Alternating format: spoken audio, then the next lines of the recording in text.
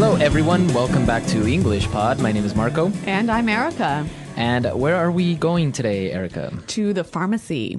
All right, to the pharmacy or drugstore? Yes. Or also in British English, sometimes people will say the chemist. That's right. So as you know, at the pharmacy you get medicine, but there are certain vocabulary words that are related to this place that we need to learn. That's right. So we're going to learn some vocabulary about medicine and also some interesting phrases. So before we listen to the dialogue, let's take a look at vocabulary preview. Vocabulary preview. We're going to look at two words today that you'll hear in the dialogue. And the first one, milligrams. Milligrams. Milligrams. Also, the abbreviation for this is mg. That's right. Okay, so a milligram is? 100th of a gram. So there are 100 milligrams in a gram. Exactly, and it's very common to be used with medicine, right? Exactly. We buy medicine in milligrams. Mm-hmm. Okay, and what's our next word? Price check. A price check. A price check. Okay, so at the pharmacy or at the supermarket, sometimes the cashier will ask for a price check. And that is the action of checking to find out the price. Okay, so a price check. With this, I think we're ready now to listen to our dialogue for the first time. And let's see what our shopper is buying at the pharmacy.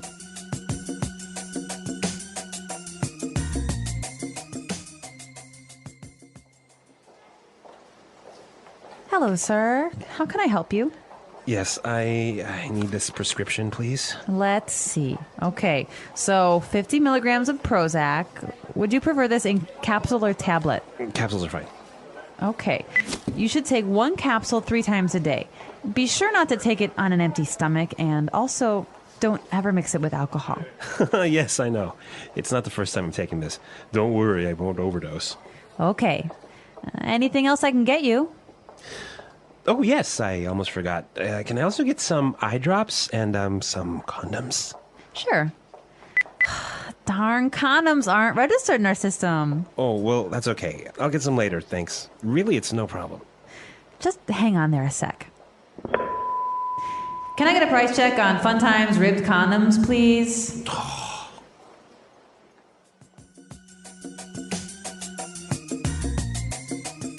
Oh no, how embarrassing.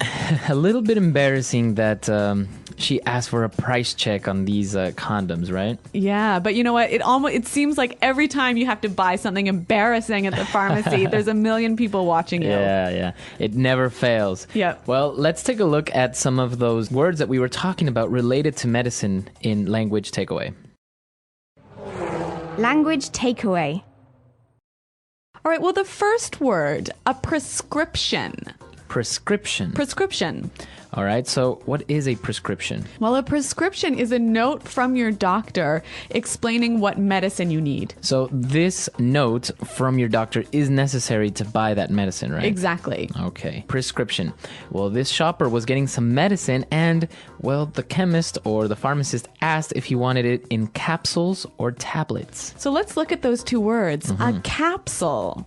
Capsule. Capsule. Now, a capsule is like a small tube, right? Yeah, it's a form of a pill.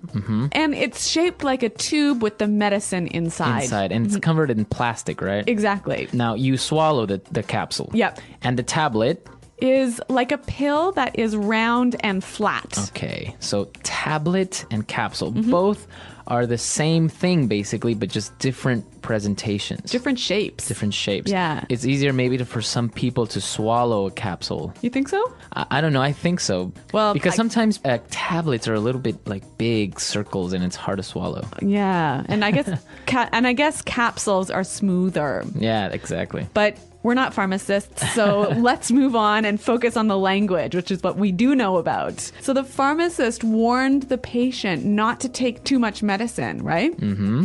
Because he might overdose. Overdose. Okay, so to overdose, like you said, is to take too much medicine and get really sick or even die. Mm-hmm. So if you overdose on medicine, it could be bad for you instead of good. Well, obviously very bad. And what about our last word for today? Well, the shopper also asked for some eye drops. Eye drops. Eye drops. So this is medicine for your eyes. Yeah, usually liquid, like water that you put in your eyes. Okay. So I think now with this medicine language clear, we can listen to our dialogue again, but it's going to be slowed down a little bit. That'll help us understand these phrases just a little bit better.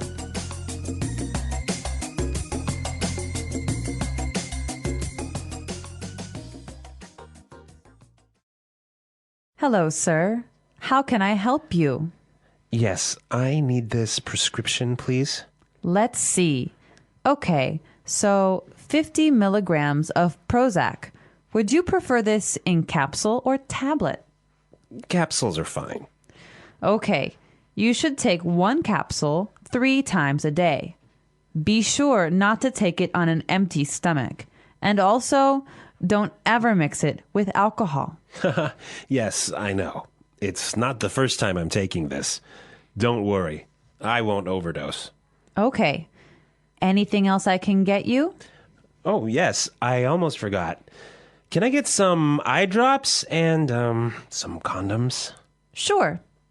Darn condoms aren't registered in our system. Oh, well, that's okay. I'll get some later, thanks. Really, it's no problem. Just hang on there a sec. Can I get a price check on Fun Times ribbed condoms, please?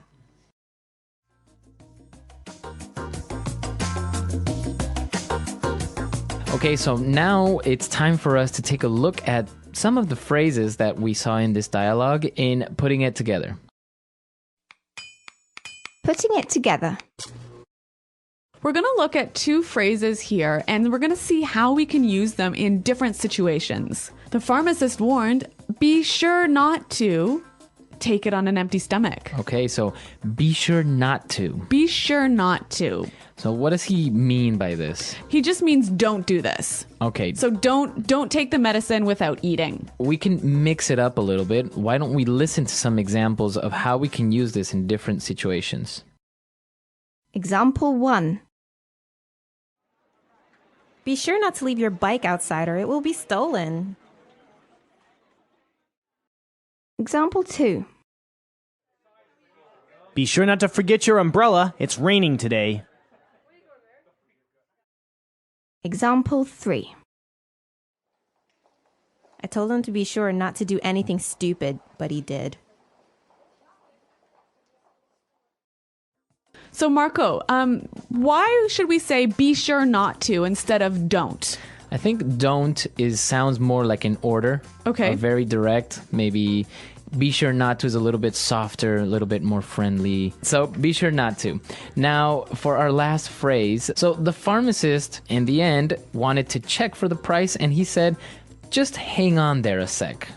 So that's interesting. Hang on. Hang on. Hang on. Well, hang on. What does he mean by hang on? He means wait. Wait. It's an informal way of saying wait. Exactly. It's also a little bit more friendly than just saying wait. Right, exactly. And we can change the time a little bit, right? Yeah, so you can say hang on a second. Or hang on a moment. Hang on a minute. All right. What about hang on an hour? Well, maybe if you're telling someone to wait for an hour, just hang on there for an hour. I'll be there soon. Yeah, but I guess it's more common hang on a minute, hey? Right, maybe for shorter periods of Yeah. time.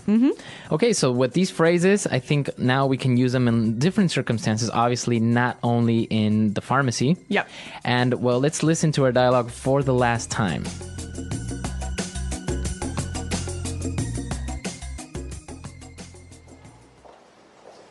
Hello, sir. How can I help you? Yes, I need this prescription, please. Let's see. Okay, so 50 milligrams of Prozac. Would you prefer this in capsule or tablet? Capsules are fine. Okay, you should take one capsule 3 times a day. Be sure not to take it on an empty stomach, and also don't ever mix it with alcohol. Yes, I know. It's not the first time I'm taking this. Don't worry, I won't overdose. Okay. Anything else I can get you? Oh, yes, I almost forgot. Can I also get some eye drops and, some condoms? Sure. Darn condoms aren't registered in our system. Oh, well, that's okay. I'll get some later, thanks. Really, it's no problem. Just hang on there a sec. Can I get a price check on Fun Times ribbed condoms, please?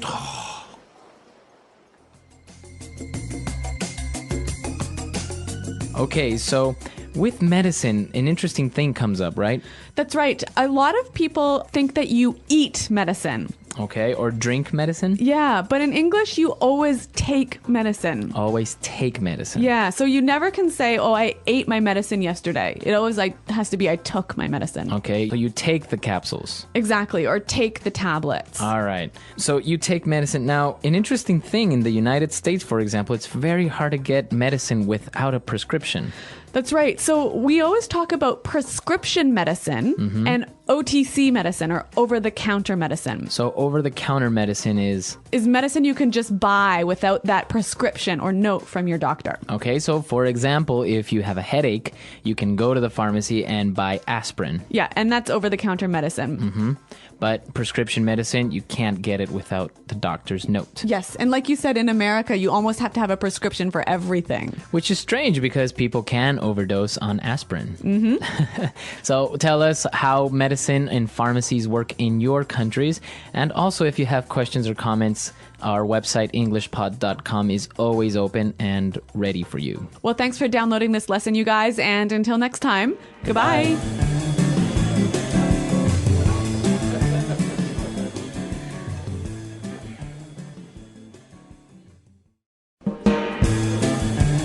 Hello, English learners. Welcome back to English Pod. My name is Marco. And I'm Erica. And today we're bringing you another lesson on our sports series.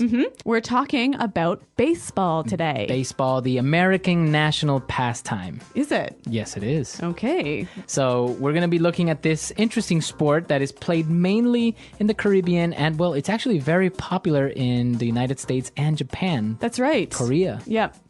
So we're not only going to learn a bunch of baseball language, but we're also going to see how baseball has a big influence on English in general. That's right. So we're going to learn a lot of great things today. So why don't we start and listen to our dialogue?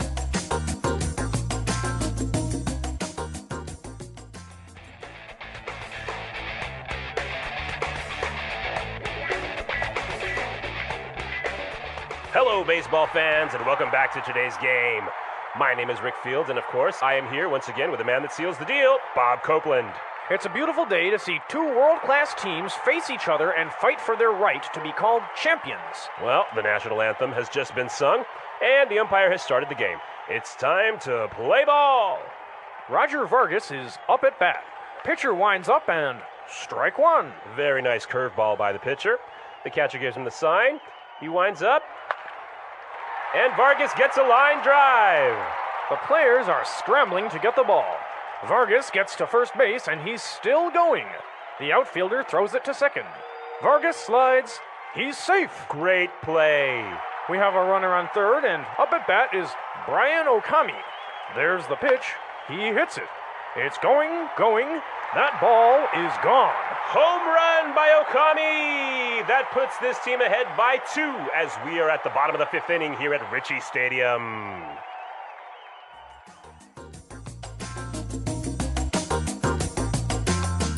All right, well, a pretty exciting game there at Ritchie Stadium. Exactly, and we have some interesting players, Roger Vargas and Brian Okami. All right, so, well, we saw some great words, and, well, it's time for us to take a look at them now in Language Takeaway. Language takeaway. Okay, we're going to look at some common sports and baseball words here. Now, the first phrase, we'll hear this almost at any sort of international sports event, right? Exactly.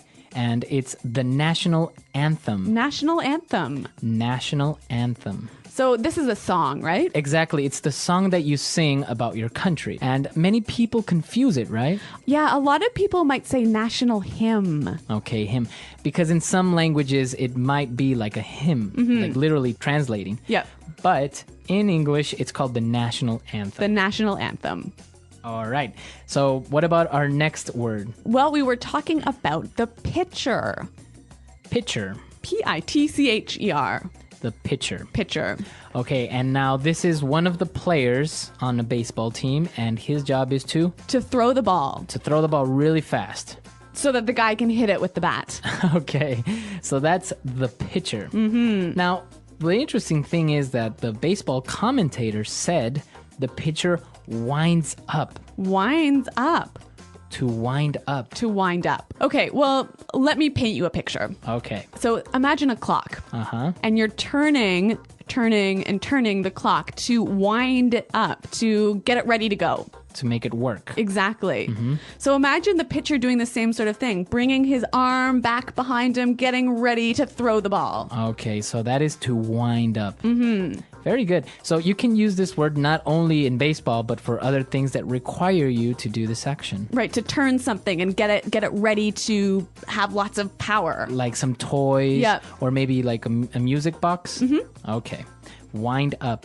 What about our next phrase? Well, Roger Vargas hit a line drive. Line drive. Line drive. Okay, so what is a line drive? Well, it's a term from baseball, and when you hit a line drive, you hit the ball sort of low on towards the ground, and it travels along the outside of the field. Right, so the ball basically travels along the foul line. That white line. The white line, Yep. exactly. Very good. So that's a line drive. And so the players on the field were scrambling to get the ball. Scrambling. Now, we know scrambled eggs from one of our lessons. Yes, but the verb to scramble means to move quickly in a disorganized way to do something. Okay, so the players are moving very fast, trying to get the ball, but they're not doing it very well. Right. And you can use this in other ways, right? Not just in baseball. Right. For example, we can say, the people are scrambling to buy their tickets for the concert. Yeah. Or I'm going on vacation tomorrow and I'm scrambling to get everything ready. Exactly. It's a very good term that you can use also in your daily life. Exactly. All right. And what about our last word for today on Language Takeaway? Well, they were in the 5th inning of the game. Okay, so inning. Inning. All right, this is another baseball term, and it just means the period of play. Okay, so we learned, for example, that in soccer you have 2 halves. Or in hockey, you have 3 periods. All right. And in baseball, you have 9 innings. Okay, great. So some interesting sports and baseball vocabulary. Now, I think it'll help us to hear this again slower. So let's listen to the dialogue.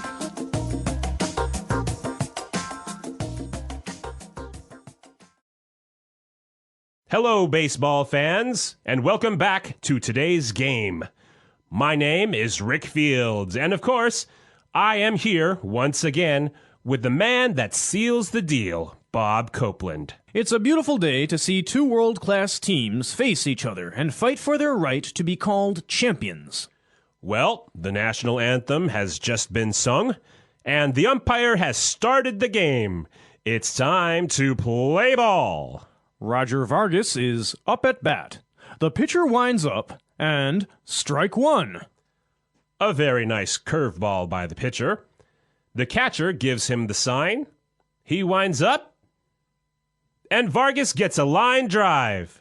The players are scrambling to get the ball. Vargas gets to first base, and he's still going. The outfielder throws it to second.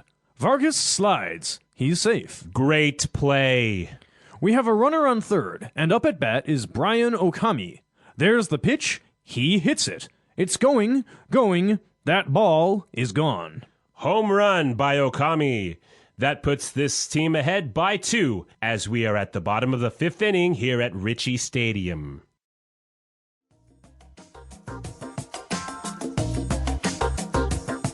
All right, so as we said, there are a lot of English terms that come from baseball, but we use them in business context or in your daily life, right? Yeah, why don't we look at those now in Fluency Builder?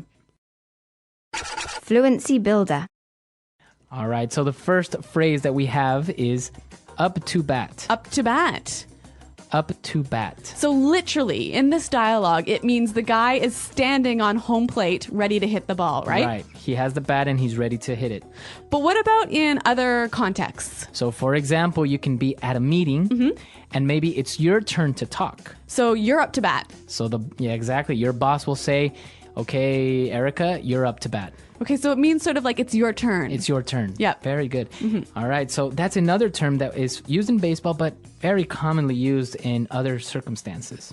So we also saw in the dialogue that Roger Vegas, he hit the ball, but he missed, and that was strike 1. Right. Strike one. Mm-hmm. So in baseball, you have 3 strikes. 3 tries. 3 tries before you're out. Yes. And so now the same thing happens in daily life. So if someone says, that was strike 1. It means you made the first mistake. Yes. And if you make 2 more, you will be fired, for Maybe. example. Yeah. Uh-huh. Or maybe your parents will say, okay, that wasn't nice, strike 1. And then 2 more times and you'll have a timeout. Or you'll be grounded. Yes. Okay, so that's also called a strike. And the pitcher threw a curveball. A curveball. Curveball. So, okay, pretty clear. A curveball is when you throw the ball and it sort of goes in a curve. It doesn't go straight, right? Right, exactly. But how can this be used outside of baseball? So you can say, oh, my boss threw me a curveball today. So he gave you an unexpected problem. Or something that was difficult to handle. Okay, this one is pretty interesting. I'd like to hear a few more examples. Example 1.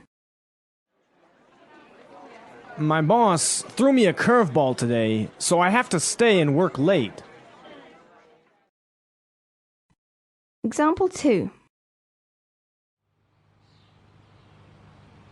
It was a huge curveball when she asked me how many kids I wanted to have. How am I supposed to know?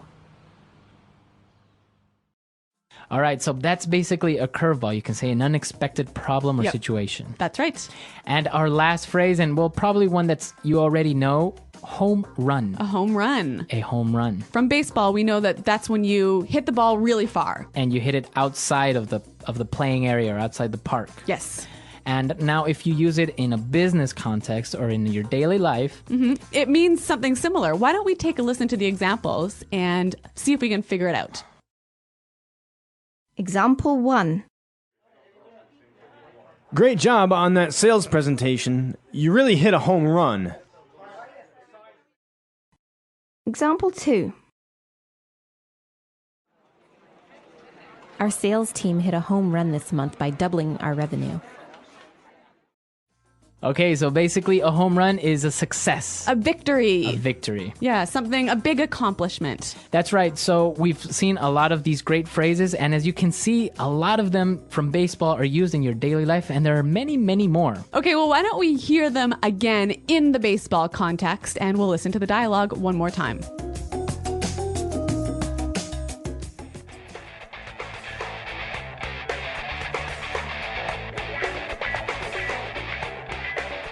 Hello, baseball fans, and welcome back to today's game. My name is Rick Fields, and of course, I am here once again with the man that seals the deal, Bob Copeland. It's a beautiful day to see 2 world-class teams face each other and fight for their right to be called champions. Well, the national anthem has just been sung, and the umpire has started the game. It's time to play ball. Roger Vargas is up at bat. Pitcher winds up and strike 1. Very nice curveball by the pitcher. The catcher gives him the sign. He winds up, and Vargas gets a line drive. The players are scrambling to get the ball. Vargas gets to first base and he's still going. The outfielder throws it to second. Vargas slides. He's safe. Great play. We have a runner on third, and up at bat is Brian Okami. There's the pitch. He hits it. It's going. That ball is gone. Home run by Okami. That puts this team ahead by 2 as we are at the bottom of the 5th inning here at Ritchie Stadium. All right, so an interesting dialogue, a very interesting sport. And well, personally, I never played this as a child. Me neither, really. I don't really like it too much, but it is kind of fun to go to a game, and especially in the United States, have those hot dogs and all that stuff. Okay, yep. Well, a cultural event, a really important piece of American culture. Exactly. So, well, we encourage you to come to our website, englishpod.com. Tell us what you think, and also, of course, if you have questions or doubts, be sure to tell us. If you have any other sort of baseball-related phrases, let us know about them on the website. Okay, so we'll see you guys there. Thanks for downloading, and until next time, goodbye. Bye.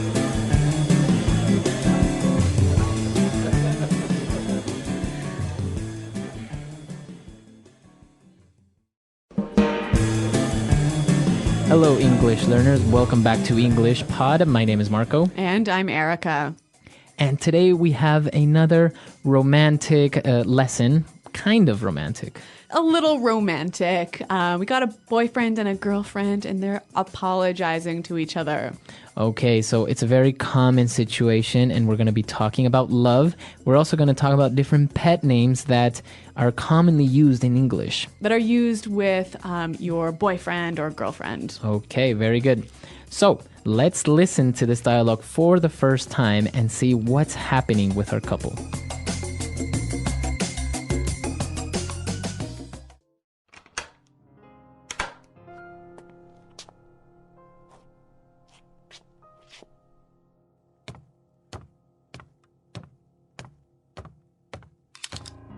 Can we talk? Sure, honey. We're talking now, aren't we? You know what I mean. Yeah, I know. I want to know where this relationship is going. I'm in love with you, and I need to know... You know, I think you're awesome. I'm awesome.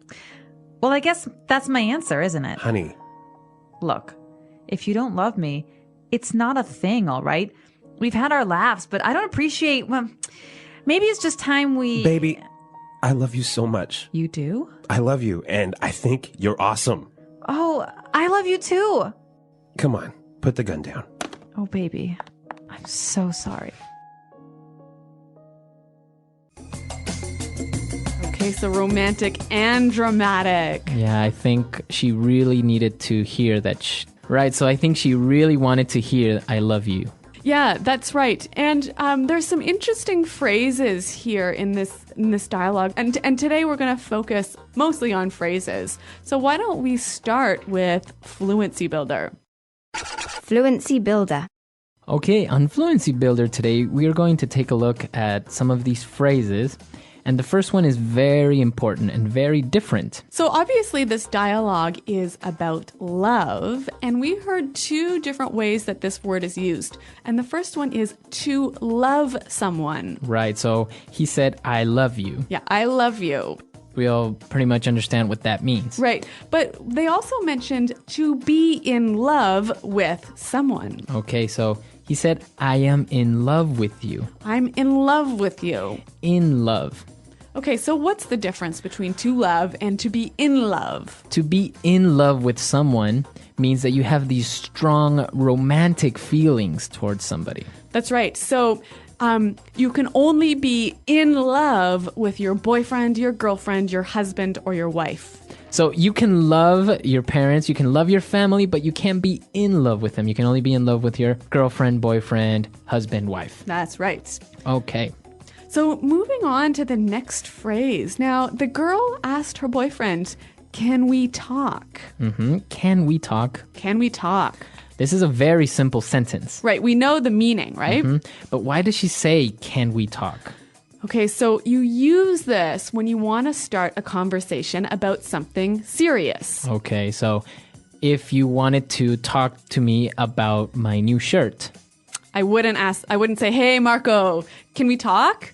Oh, I really like your shirt. Where'd you get it? Exactly, right? It has to be serious. It has to be serious. So usually, if somebody says, hey, can we talk?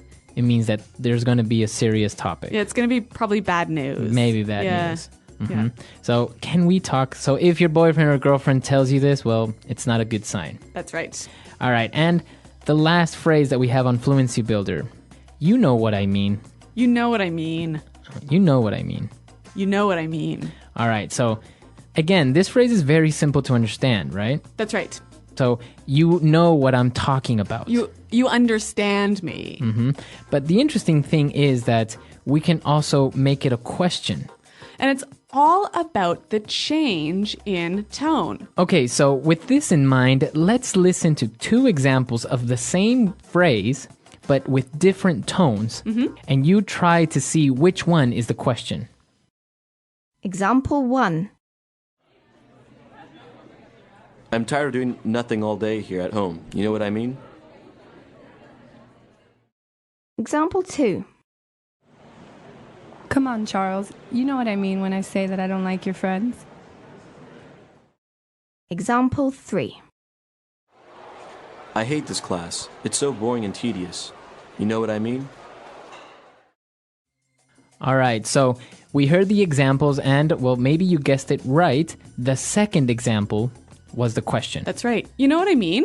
Right. So basically, you're asking the person if they understand your idea or they understand what you're talking about. So maybe you can say, so the professor wasn't very clear on his instructions, so how was I supposed to do the homework? You know what I mean? So you're asking me to confirm that I understand you. My idea. You Yeah. understand what I'm saying? Yeah. Okay. And if it was a statement, I might say, hey, I don't like going to your mom's house. So I would say, what? What do you mean? Why? You know what I mean. Right. So I perfectly understand or know the reasons why you don't like going to my mom's Like house. I don't have to tell you. You know what I mean. All right. Very good.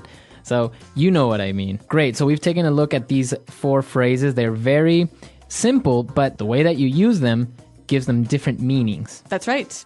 All right, so let's listen to our dialogue for the second time. Let's slow it down a little bit, and then we'll come back and look at some more phrases.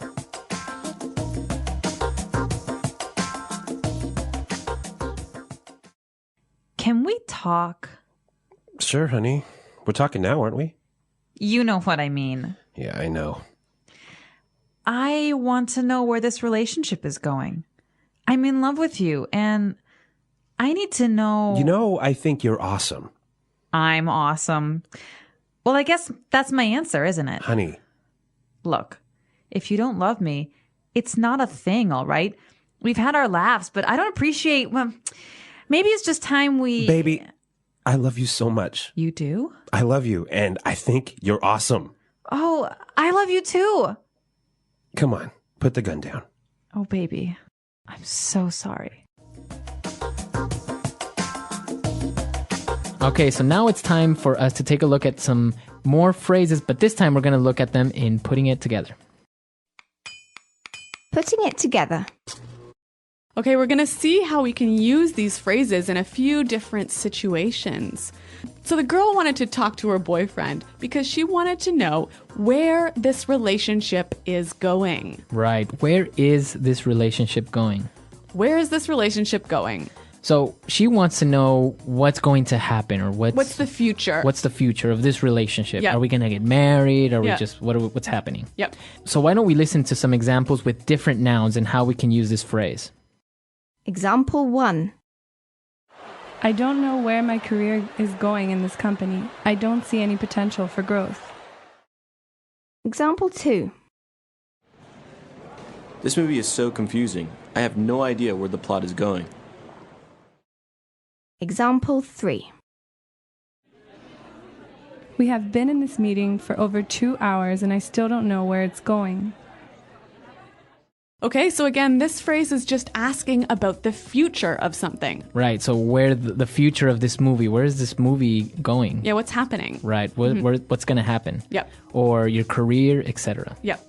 Okay, and so the girl, she was talking a little bit about her feelings, and she said, maybe it's just time we... Okay, so this phrase isn't complete yet. Yeah. We need to finish it. Yeah. But she is basically saying, maybe we should do this. Mm-hmm. How can we finish the phrase? All right, so she could say, maybe it's just time we break up. All right, or I can say, maybe it's time we have a baby. Ooh, Marco. All or right. even, maybe it's time we go home. Okay, so it's getting late, let's go home. Maybe Yeah. it's time we go home. Yeah. So this is how we can finish this phrase. And what about our last phrase? So she also said, we've had our laughs. Okay, so that means we've had our good times. Yep. Okay. But we can change this to, we've had our ups and downs. Okay, or we've had our moments. Mm-hmm. Right? So that means we've had our good moments and our bad moments. That's right. Or we've had our issues. Okay, so that means we've had some problems, Yeah. we've had some difficulties. Mm-hmm. Or even we've had our moments. Okay, so that means we've had... what Special is it? times. Yeah. Yeah. So that means we've had our special times, special occasions Yeah. that we will always remember. That's right. Okay. So so 3 really useful structures that you can change the words a little bit to slightly change the meaning. Okay, so it's time for us to listen to our dialogue for the last time. Now we're ready to understand everything. And then we'll come back and give you some examples of pet names in English.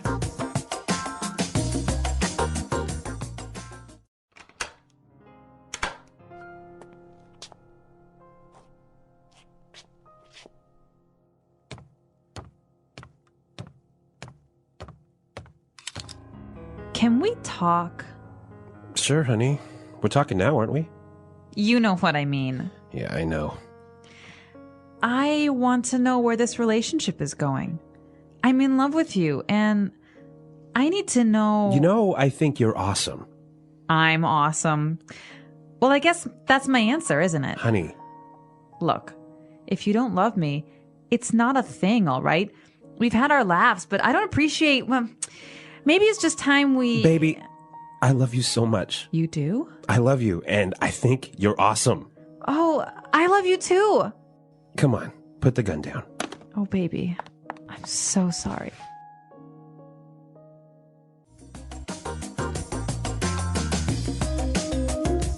All right, well, Marco, you mentioned this word pet names. And what exactly is that? All right. So pet names aren't names for your dogs or your cats, Okay, right? right. They are those sweet names that you would call your boyfriend or girlfriend. Okay, so like baby. Okay, in our dialogue, we heard baby. Yep. Right? So we're not talking about a little child. no. Yep. This is usually how you would call maybe your girlfriend or boyfriend, baby. Or honey. Honey, right? Yep. Hey, honey, or honey, I'm home. Yep. Right? But we also have other ones like sweetheart. Or Darling. darling. Yeah. Or what about sweetie? Or cutie. Cutie. Oh. So some of these phrases can be a little bit like cheesy, maybe like A little too sweet. too much. Yeah. Like smookums. Snookums. Snookums. Like snookums. Okay. Or honey bunny. Oh, yeah. We also have sweetie pie. Yep. Yeah. And some of them will make some up, right? Maybe they'll call their boyfriend Pooh Bear. Oh, yeah. Right? Yeah. Like, like Winnie the Pooh, Yeah. Pooh Bear. I heard dumpling is a common one. Also, it could be, you can make up your own phrase. You can make up your own pet names, right? Yeah. So I want to hear from our listeners. Are there any common pet names in your language? I know that in Spanish, we sometimes call we can sometimes call our girlfriend gorda, which Okay. actually means fat. But it's not in a bad way. Really? It's a sweet way of calling your girlfriend. So. And I know in French you can say ma puce, which basically means my flea. Yeah, so some of them, if you translate, you wouldn't really use in English. But let us know. Translate from your language or other ones that you've heard maybe in movies or talk shows. And come to our website, englishpod.com. Yep. Leave your questions there, as well as your pet names. And Marco and I are always happy to see you there. Okay, until next time. Goodbye. Bye.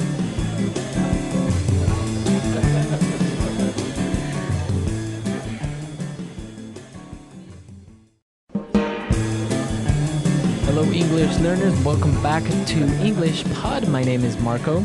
And I'm Erica. And today we have a fun and scary dialogue. That's right. This lesson is full of language you can use to talk about being scared. All right, so we're going to be looking at a scary lesson today, and we have nothing to preview, so let's listen to this dialogue and see why everyone is so scared.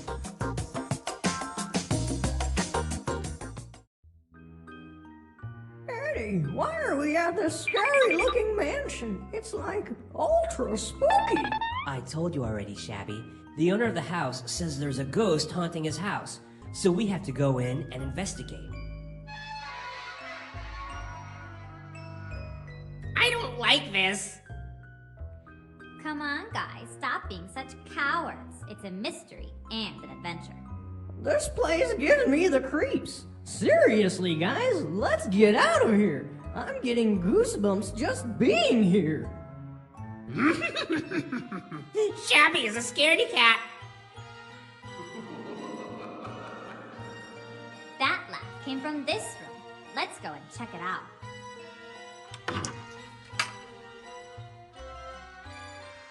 Look, a ghost! Run!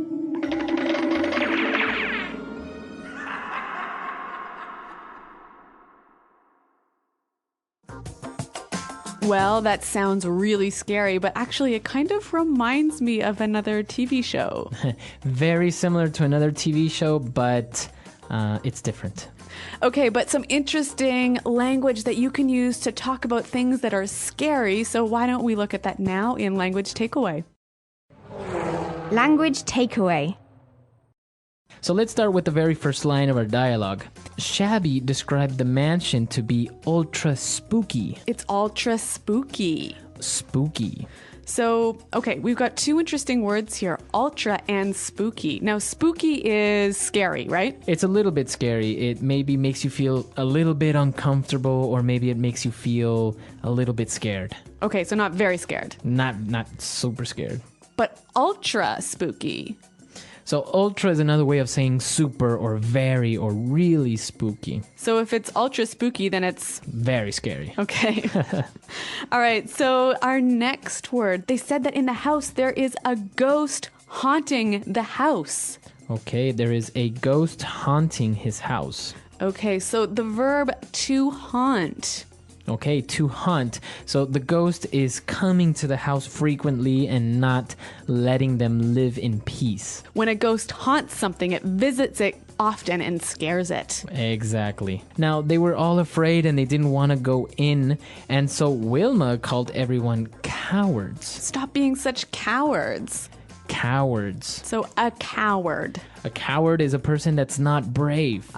A person who's scared of everything. Exactly. So they were being cowards. They were afraid. So that's why they didn't want to go in. Well, speaking of being afraid, Shabby said, I'm getting goosebumps. Goosebumps. To get goosebumps. All right, to get goosebumps. Now, goosebumps, it may sound a little bit strange, but it's very easy when you're scared or maybe you're cold. The skin on your arms or on your back, it gets a little bit bumpy. So your skin looks like chicken skin. Exactly, chicken skin. And that's actually how we call it in Spanish, chicken skin. But this is goosebumps, so I guess it's kind of similar. A goose? Yeah, same idea. Goosebumps. All right, and finally, Scruffy said, Shabby is a scaredy cat. A scaredy cat. A scaredy cat. You're a scaredy cat. Well, a scaredy cat is not really a cat, right? No. It's a person who is afraid of everything. Okay. Similar to a coward. But more informal. Much more informal. So somebody is a scaredy cat. And I think even a little bit more juvenile. As so adults, children use it. Yeah, as adults, you wouldn't say he's a scaredy cat. All right, great. So some interesting, scary language. I think we need to hear it one more time, slowed down in the dialogue. Eddie, why are we at this scary-looking mansion? It's like ultra spooky. I told you already, Shabby. The owner of the house says there's a ghost haunting his house, so we have to go in and investigate. I don't like this. Come on, guys. Stop being such cowards. It's a mystery and an adventure. This place gives me the creeps. Seriously, guys, let's get out of here. I'm getting goosebumps just being here. Shabby is a scaredy cat. That laugh came from this room. Let's go and check it out. Look, a ghost! Run! Okay, so now that we understand all the vocabulary we saw in language takeaway, why don't we take a look at two phrases now in Fluency Builder? Fluency Builder. Well, Shabby said, we're at this scary-looking mansion. Scary-looking mansion. So a scary-looking mansion. Okay, so the mansion looks scary. All right, so a mansion is a big house, right? That looks very scary. Now, this is a really useful and helpful pattern you can use with English. Something looking, so adjective looking. Right, so you can say good looking. And there's lots of examples, so why don't we hear a few more now? Example 1. That guy is making me nervous. He's really creepy looking. Example 2. I saw the craziest looking house today. It was built upside down. Example 3. What a nice looking dog. Can I pet him? All right, great examples, and now we know how we can combine looking with different adjectives. Our next phrase, Shabby said, this place gives me the creeps. All right, gives me the creeps. To give someone the creeps. So if something gives you the creeps, it makes you feel uncomfortable and scared. Maybe nervous. Okay, so why don't we give some examples? I could say, Hey, Marco, see that guy over there? He keeps looking at me. He's giving me the creeps. Okay. Or I can say, clowns give me the creeps. Oh, that's right. You're afraid of clowns. I am afraid of clowns. Okay. They give me the creeps. All right. Well, it's a really helpful, useful phrase to use when you're talking about being afraid. Now, why don't we listen to the dialogue one final time? Eddie, why are we at this scary-looking mansion? It's like ultra spooky. I told you already, Shabby. The owner of the house says there's a ghost haunting his house, so we have to go in and investigate. I don't like this. Come on, guys, stop being such cowards. It's a mystery and an adventure. This place gives me the creeps. Seriously, guys, let's get out of here. I'm getting goosebumps just being here. Shabby is a scaredy cat. That laugh came from this room. Let's go and check it out.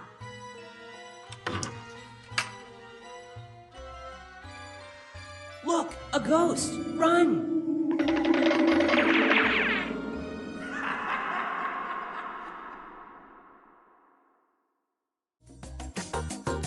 Okay, so an interesting dialogue about ghosts and haunted houses. So what do you think, Erica? Do you believe in ghosts? Have you ever seen a ghost? No, I totally do not believe in ghosts, but I understand that you disagree with me. Well, I've experienced strange things, but I don't know if it was a ghost or an alien. I don't know. It could have been anything. An alien? An invisible alien. Okay. So what happened? Well, once I was having dinner with my parents, and we had a table, and on top of the table there was a glass full of water. Mm-hmm. And all of a sudden it started to move across the table, and then it started to spin while it moved. So was there an earthquake or something happening? No, nothing. We were just, the only thing on the whole table that was moving was that, and we all just kind of stared at the glass moving, and we didn't know what to do.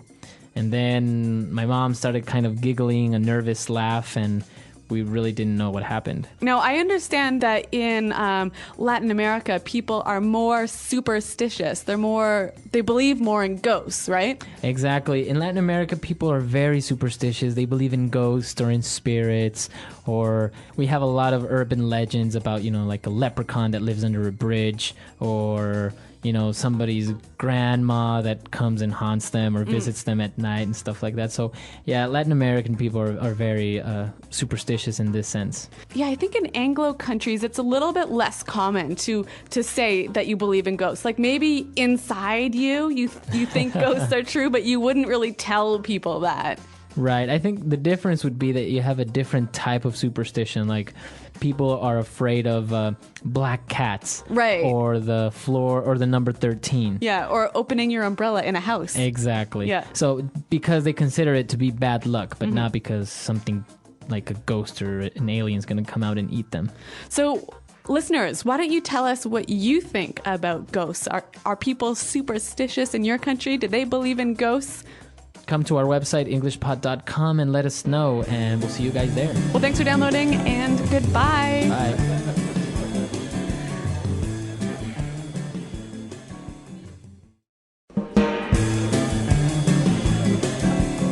Hello, English learners. Welcome back to English Pod. My name is Marco. And my name is Catherine. So what are we talking about today, Marco? Well, we're talking about one of my favorite topics, which are computers. Yes, you're a little bit of a nerd.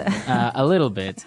I love computers and technology and everything that's related to it. So that's what we're going to be looking at today. Maybe we're buying a new computer. Well, I anticipate learning something from this because there are a lot of those fancy big words that I don't know that have to do with processors and gigo things. So that's going to be coming up in a minute here. But first, let's just jump right in and take a listen to today's dialogue.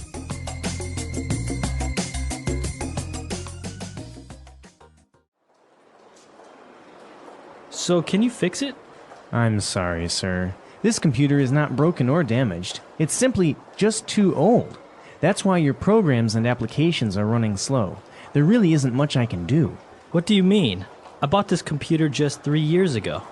Yes, but technology is ever-changing, and technology is becoming obsolete faster and faster. Okay, I know where this is going. How much will it cost me to get a new computer? Well, this desktop over here is our latest model. It has a 4 gigahertz processor with 16 gigabytes in RAM and a hard disk with 1 terabyte. Of course, it includes a mouse, keyboard, and desk speakers. I have no idea what you are talking about. I just want to know if it's good, and if I'll be able to play solitaire without the computer crashing or freezing all the time. This PC is top of the line, and I guarantee it will never freeze. If it does, we'll give you your money back. All right, we're back. I think it's a very typical case. You go in to get something fixed, and they say, we can't fix it. You need a new one.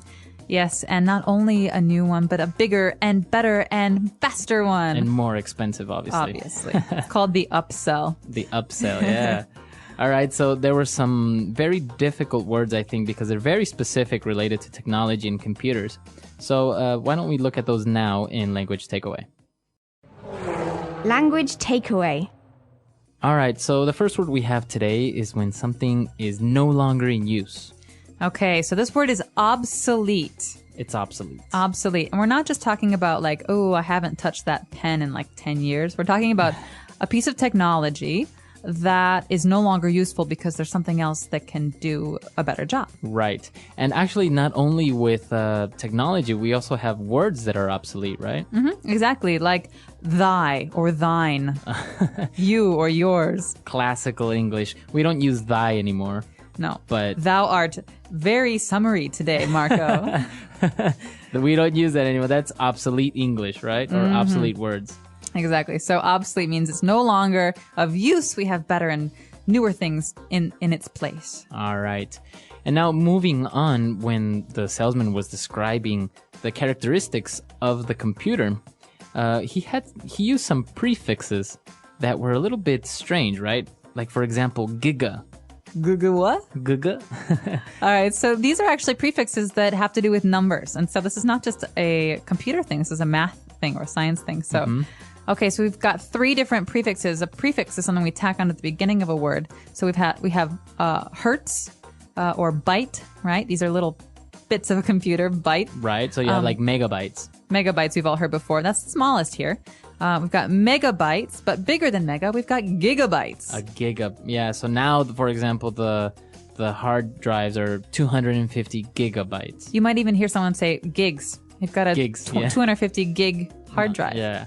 But what's bigger than giga? Now it's the terabyte. Ooh, tera. It sounds like boom, boom, boom, boom. Yeah, huge. I actually wondered what would happen after gigabyte, because it's so much information already, and now it's the terabyte. So it's like 1,000 gigabytes. So that's like 200 movies. That's probably more than that. It's amazing the amount of storage you can have and how small it actually is. So mega, giga, tera, going from littlest to biggest. All right. And, well, he described a 4 gigahertz processor. Okay, so the processor is our next word, and this is actually something that that determines how fast your computer is going to run. So it comes from the word to process, right? Right. To like calculate or to think. To do, even. To do. So you have different examples, like a word processor. Right, so it's like Microsoft Word. It allows you to make Word documents. You can also say to process data. You're trying to calculate it. But in this case, a processor is like a little brain that's the center of the computer, and that's where all the information gets processed. Yeah, so it's the brain of the computer, essentially. And the bigger it is, the faster it can go. Exactly. And, well, if you don't have a very good processor, your computer is bound to freeze. Ooh, okay, so freezing is another key word, especially when talking about computers. This one drives me nuts. To freeze, it means to stop moving. Right. Right? So, well, it has a couple different meanings. You might have heard it about ice before, but to freeze here, we're talking about stopping moving. So we have a game called Freeze Tag, where if I touch you, you have to stop running. Right. But here we're talking about a computer freezing. I'm moving my mouse and I'm typing, and all of a sudden... It doesn't work My anymore. mouse doesn't move. I can't close or open or do anything, and it's really frustrating. It's very, especially if you're doing something and you didn't save your work, it's gone. Right? So if your computer freezes, then usually you have to restart it or turn it off or not. So that is about it for those words, but let's take another listen and slow the dialogue down this time so you can catch some of those big words.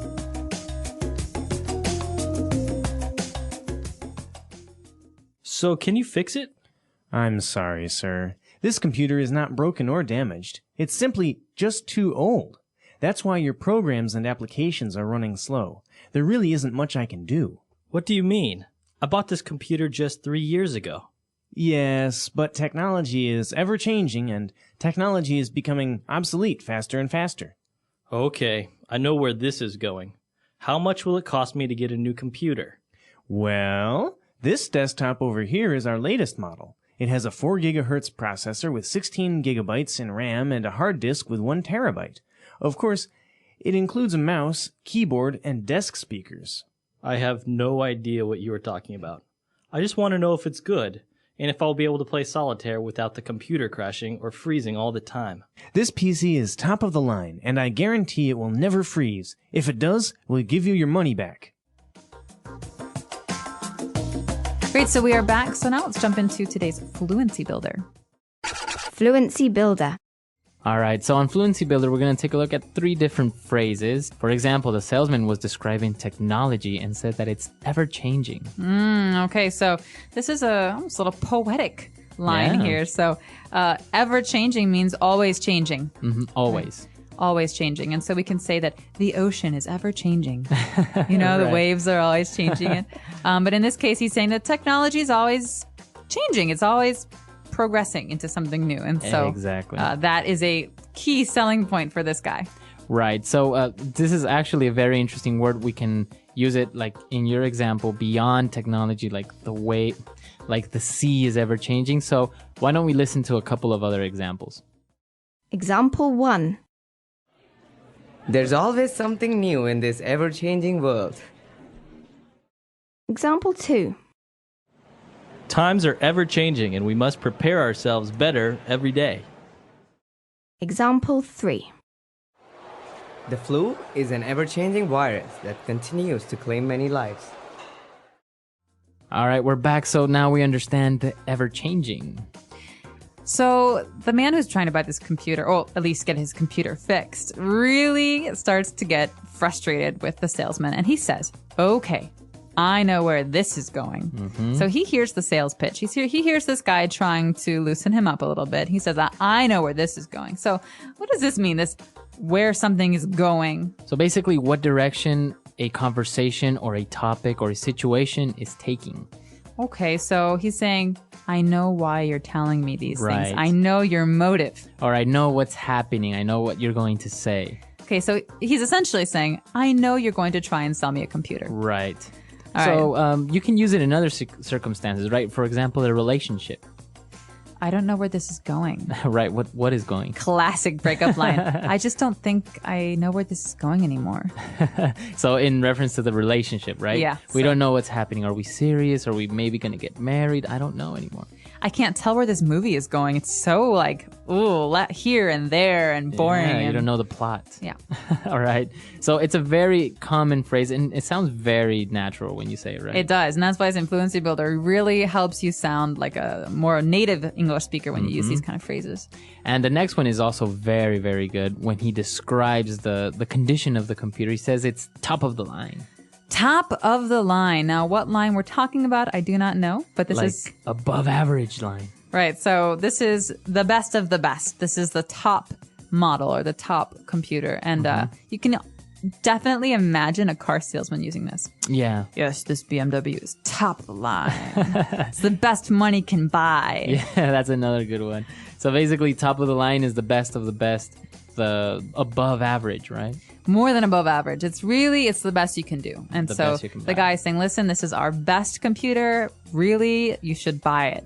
And obviously, top of the line usually costs a lot of money. Yeah, it's usually for something that costs money, right? For things. You wouldn't really use it for a person, right? He's top of the line. No. Top of the line, I think, generally refers to electronics and cars Yeah. or like motorcycles. And so you often hear top of the line stereo, top of the line TV, top of the line car, but you wouldn't say this about food or people or art.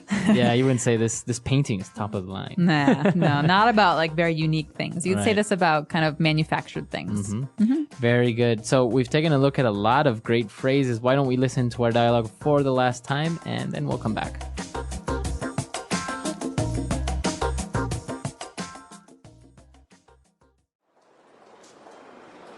So, can you fix it? I'm sorry, sir. This computer is not broken or damaged. It's simply just too old. That's why your programs and applications are running slow. There really isn't much I can do. What do you mean? I bought this computer just 3 years ago. Yes, but technology is ever-changing, and technology is becoming obsolete faster and faster.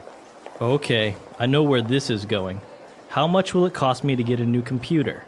Well, this desktop over here is our latest model. It has a 4 gigahertz processor with 16 gigabytes in RAM and a hard disk with 1 terabyte. Of course, it includes a mouse, keyboard, and desk speakers. I have no idea what you are talking about. I just want to know if it's good, and if I'll be able to play solitaire without the computer crashing or freezing all the time. This PC is top of the line, and I guarantee it will never freeze. If it does, we'll give you your money back.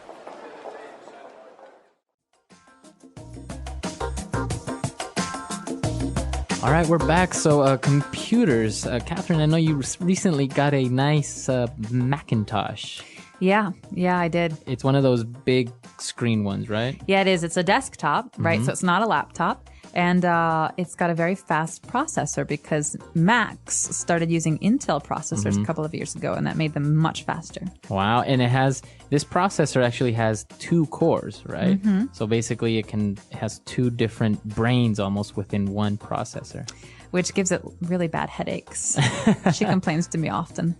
Are you a big Mac fan or PC fan? I'm a Mac fan. Really? I've been converted. My roommate in college, my sophomore year, had a Mac, and ever since then, I've really gotten into them. So, really? Yeah, I went Mac and didn't turn back. I still honestly cannot really use a Mac. I get confused. I'm looking for the start button, and I'm looking for where my documents are. It's really hard to change over. Right? Yeah. But once you do, you don't want to change back because everything is so much easier on a Mac. Really? But if you're really into PC gaming, then you should probably stick with the PCs because the games just don't really compare on Macs. But I've heard that also Macs don't really suffer from viruses, right? No, they don't, which is great because I always used to get these viruses that would slow down my computer because, you open some email and all of a sudden there's nastiness on your desktop. Well, now I don't really have that problem. And also there's really wonderful photo editing software and video editing software. Right. So everything's just really easy to find and easy to use. What about you, listeners? Do you prefer the Mac? Do you prefer the PC? Or maybe some of our listeners don't really even like computers? Well, let us know either way. We're very curious to hear what you have to say. And of course, writing on our comments section is great practice for your English. Right. So we'll see you guys there. And until next time. Bye, everyone. Bye.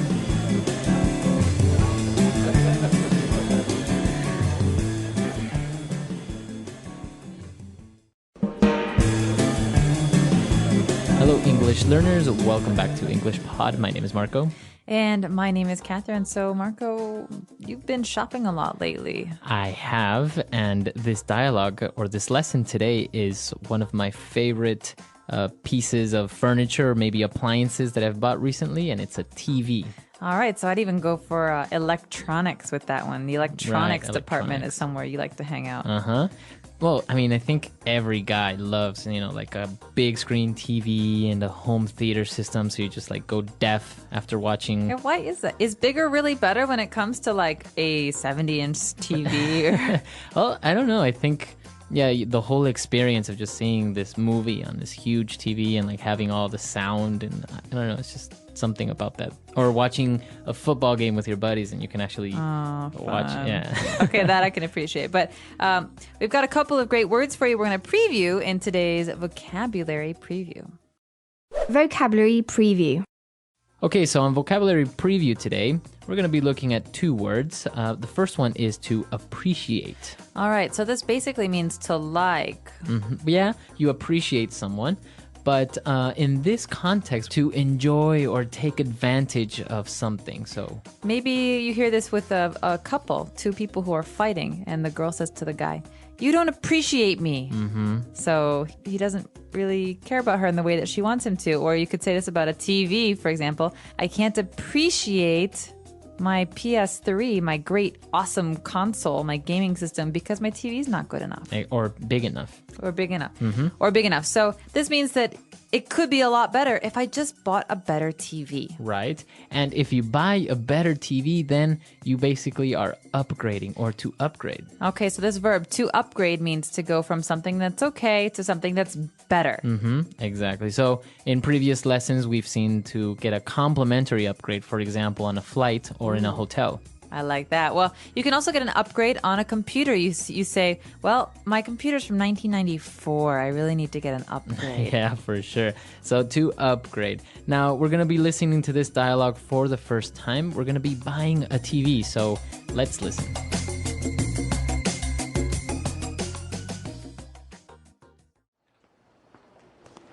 Seriously, I don't know why we need to get a new TV. Honey, I told you already. I can't appreciate the graphics level and detail of the games on my PlayStation 3 on our old TV. Good afternoon, folks. How can I be of service today? I'm looking to upgrade to a newer, bigger television set.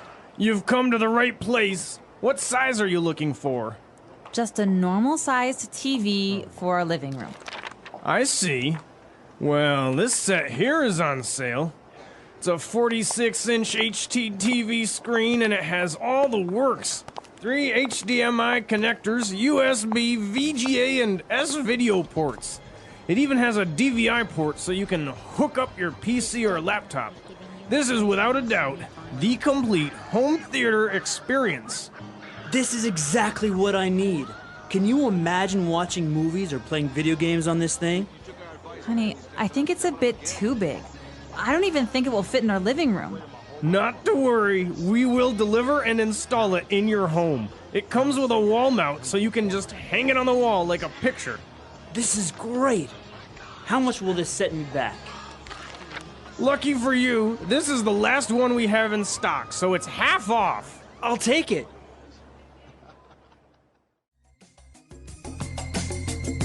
All right, so I'm going to have to defer to you, Marco, on some of these words in today's language takeaway because they're all about TV specifics. Language takeaway. All right, the first word that we're going to be looking at is graphics, the graphics level.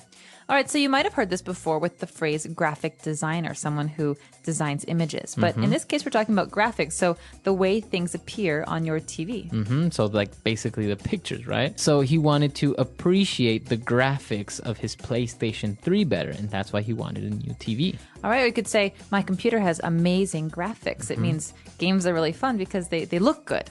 Or this game has amazing graphics, so the game has, places or scenery that looks really, really real. All right, so graphics. But some kinds of TVs are made to provide those wonderful graphics, and those are called HD TV. Right, an HD TV, or that's an acronym for high definition television. All right, and I heard some actors and actresses were complaining about HD TV because the picture quality is so good that you can see all of the little problems on their face, the little wrinkles and the pimples and the scars. So be careful because one day we're going to be able to see way too much. Exactly. So on high definition television, that's basically what you get is better definition, better level of graphics. So more pixels per inch. You can see a lot more clarity. Right. So an HD TV. The next thing we're talking about is actually kind of related to the back part of your TV where you plug things in. Sometimes it's on the side, sometimes it's on the back. Well, there are different names for different kinds of plugs. So today we're going to talk about two of those. One of them is USB. Right. This TV has a USB port, which basically stands for Universal Serial Bus. All right. So port is a place where you plug something in. Your computer has a lot of ports as well. But USB is maybe more common for people who have iPods or computers because this is how we normally connect things to our computers. So in this case, this television, you could connect maybe your iPod and reproduce videos or pictures onto the TV. Awesome. Or in the second case, we have a DVI port. So DVI, you're going to have to tell me about this one, Marco, because I'm not so sure. Well, a DVI is basically a digital video input. So basically you can connect your computer to the TV and see what's on your screen. Nice. And so if you have a bunch of movies stored on your computer, you can just plug it into the TV and watch. Or you can even navigate the internet on a big screen TV. Cool. Yeah. All right. So what are these 3 HDMI connectors? All right. Well, this is a new technology. Basically, you know how before you used to get your DVD player, your VHS, and you had 3 cables, 2 for sound and 1 for video? Yeah, the red, yellow, and white cables. Exactly. So with this new type of cable or technology, with 1 cable, it takes all the information to the TV. So just 1 cable for everything. Oh, nice. Because my problem is I always used to put the wrong cable in the wrong port. So I'd have the red cable in the yellow port. And then I'd say, where's the video? I can't see. All I can do is listen. Yeah, it happens. So with this, now it's easy. And well, it's a little bit more organized because I remember I used to have a TV and I had a lot of different things connected to it. It was just this big spider web in the back with all these cables. So an HDMI, high definition multimedia interface connector. And what else do we have? Well, the last thing we're talking about is actually the place to put your TV. So a lot of people now are putting their TVs on walls like paintings because these TVs are so thin. So we call this a wall mount. So a mount. To mount something is also a verb, right? Yeah, it means to put something up or to hang something up. So many people like to mount their trophies to show off. Very good. So this is what we're doing with the TV. We're going to mount it on the wall like a painting. Cool. So those are our words for language takeaway. Let's take another listen to today's dialogue, but we're going to slow it down this time and really figure out what's going on.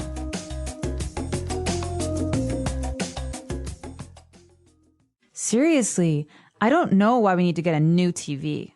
Honey, I told you already. I can't appreciate the graphics level and detail of the games on my PlayStation 3 on our old TV. Good afternoon, folks. How can I be of service today? I'm looking to upgrade to a newer, bigger television set. You've come to the right place. What size are you looking for? Just a normal-sized TV for a living room. I see. Well, this set here is on sale. It's a 46-inch HT TV screen and it has all the works. 3 HDMI connectors, USB, VGA, and S-video ports. It even has a DVI port so you can hook up your PC or laptop. This is without a doubt the complete home theater experience. This is exactly what I need. Can you imagine watching movies or playing video games on this thing? Honey, I think it's a bit too big. I don't even think it will fit in our living room. Not to worry, we will deliver and install it in your home. It comes with a wall mount so you can just hang it on the wall like a picture. This is great. How much will this set me back? Lucky for you, this is the last one we have in stock, so it's half off. I'll take it. All right, so now we're going to be taking a look at 3 different phrases that we saw in this dialogue in Fluency Builder. Fluency Builder. All right, this first phrase is definitely one that I use a lot. We can talk about food, we can talk about electronics, we can talk about most different things, but the phrase here is the works. He's getting the works. All right, that means any option he could get, any possibility, he wants it all. Right, so if you're getting a new car, for example, right? You're getting the high definition sound system, you're getting nice tires, leather seats, you're getting the works. All right, or if you're getting a hamburger and you want the works, you're getting it with cheese and lettuce and tomato and pepper and bacon. And, it means every option, you're getting it all. The works. So I think this word is so versatile that we should maybe listen to some more examples. Example 1. The bridegroom was wearing a morning suit, top hat, gloves, the works. Example 2. He spent over $10,000 on his home theater system. He got all the works. Example 3. I bought a new car with all the works. Magnesium rims, custom paint, and leather seats. So now that we've seen the works on the home theater system, he needs to hook it up. All right, so this is an important part and a very exciting part of a new purchase. So when you buy something, you have to hook it up. That means you have to plug things together. Mm-hmm. Okay, so we plug things into the wall for electricity, but also hook up maybe those cords you were talking about earlier, that HDMI connector. That's called hooking up or connecting. Mm-hmm. So you would hook up your DVD player to your television. All right, I could ask you, did you hook up those new speakers to your big TV yesterday? Very good, right? All So right. to connect. It's another way of saying to connect. And finally, the big event when you're buying something is the end, when you have to actually pay. And this guy is a little bit worried that the things he wants cost a lot of money. So he asks a really great question. Yeah, he said, how much will this set me back? Okay, this sounds a little weird at first because you could just say, how much will this cost? But he's speaking in a very colloquial way, very familiar. And he says, how much will this set me back? Right. So how much will this cost me? Mm-hmm. So how much am I actually going to spend? So it's just a different way of saying how much does it cost. But it's, like you say, more colloquial. It's a lot more native-like.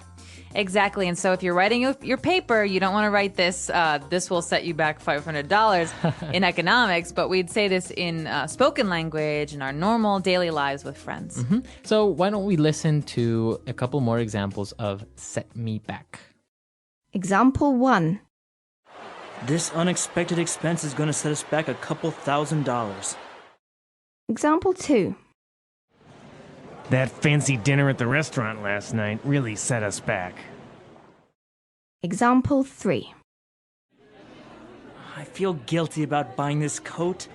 It set me back over $300. All right, great. So now that we've taken a look at those great phrases and with some good examples, why don't we listen to this dialogue one last time?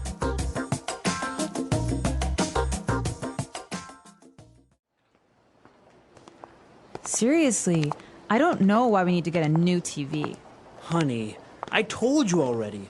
I can't appreciate the graphics level and detail of the games on my PlayStation 3 on our old TV. Good afternoon, folks. How can I be of service today?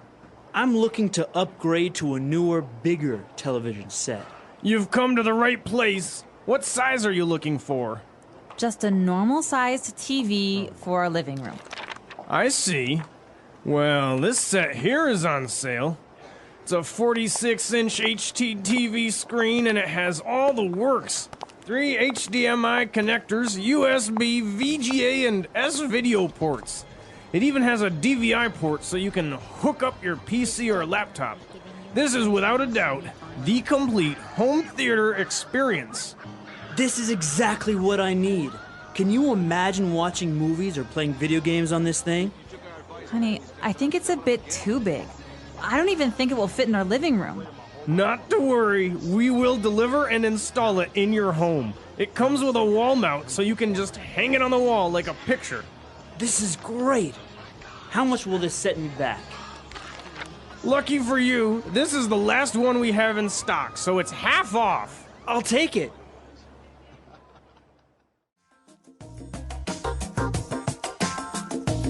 Okay, so a big TV, I think it's just a great thing to have at home. Not to, spend too much time in front of the TV, but it's good to sit down and watch a movie. It's nice because, now there's so many different things you can do with it. You can hook up your computer, you can buy a projector, you can play your PS3 or your Wii. So I think there's a lot to do, and it's just wonderful how great graphics have come in just like the last 5 years. Mm-hmm. What do you think about having a television set, for example, in the bathroom? I would say it's a really bad idea, but I think if I have a bathtub, I think it'd be really cool. What about, some people don't like having a television set in their bedroom? I agree with this. Why? I agree. because I think it's really important that you have peace and quiet in your bedroom because it's kind of like, for me, it's an important space where I can just relax and be quiet. And I like reading a lot. So if I have a TV, maybe I'll watch more TV, but I'd much rather read a book before bed. True. Yeah, I definitely agree. But, I've seen people that have TVs in their living rooms, in their dining rooms, even in their kitchen. So they're watching something while they're cooking. And even in the bathroom, like you say, in a bathtub, well, it's nice, but some of them I've seen in front of the toilet or something like that. No. Well, I would say that the one in the kitchen is nice because if you spend a lot of time in the kitchen, you can watch the news while you're cooking, or you can actually watch cooking shows and try and practice. Or soap operas. Or soap operas. So I guess it depends on the person. It depends on how much you watch TV. But I'm curious to know what our listeners have to say about TVs and big electronics purchases. Right. So come to our website, englishpod.com. If you have any questions or any doubts regarding the lesson or any suggestions, you can let us know. Otherwise, we'll be there to just talk and practice that English. And of course, send us your suggestions for future lessons. We love to know what you're interested in learning about. All right. We'll see you guys there. All right. Bye, everyone. Bye.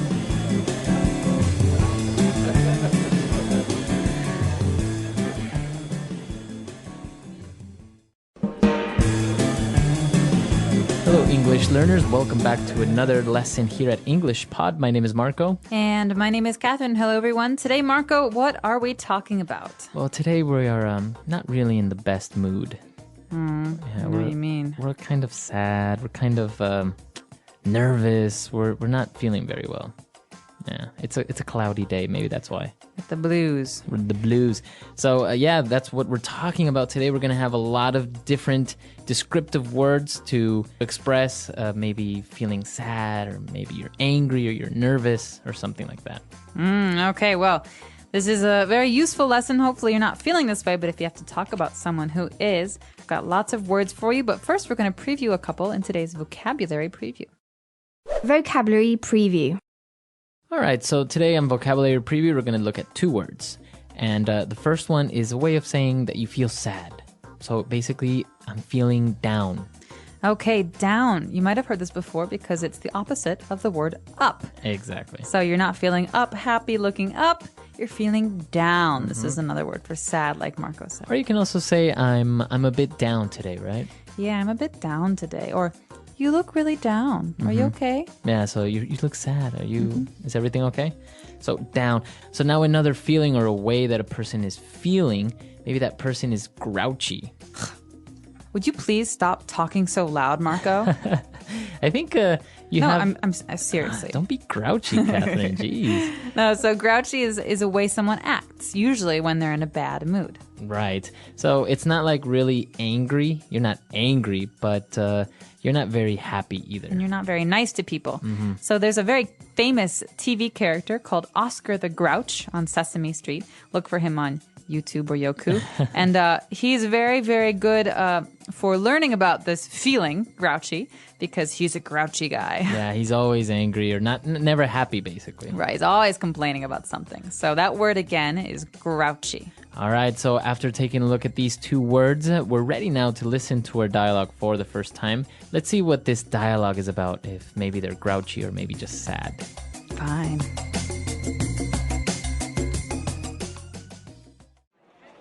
Okay, I'll talk to you later. Bye. Carrie, are you okay? You seem a bit down. I just got off the phone with my boyfriend. He's always getting upset and losing his temper over nothing. It's so hard to talk to him at times. Maybe it's just that he's stressed out from working or something. He does have a pretty nerve-wracking job, you know. Yeah, but he's always in a really foul mood. I tried to find out what's bothering him, or get him to talk about his day, but he always shuts down and brushes me off. Men are like that, you know. They can feel nervous, anxious, or on edge, and the only way they can express it is by trying to hide it through aggressiveness. I guess you're right. What do you think I should do? He wasn't always this grouchy, you know. Talk to him, try to cheer him up when he's down, and if that doesn't work, I say get rid of him and get a new one. You are something else, you know that.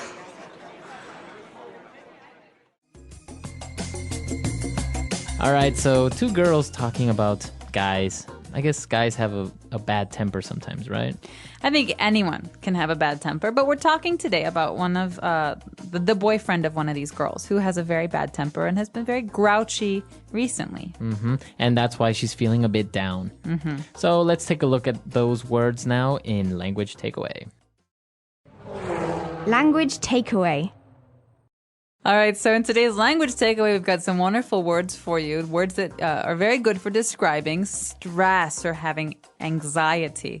And the first of these words is something you hear all the time, especially with young people. Right. Somebody is stressed out. Oh my gosh, Marco, I'm so stressed out. I have 10 homework assignments to do and softball practice, and my mom wants me to help cook dinner tonight.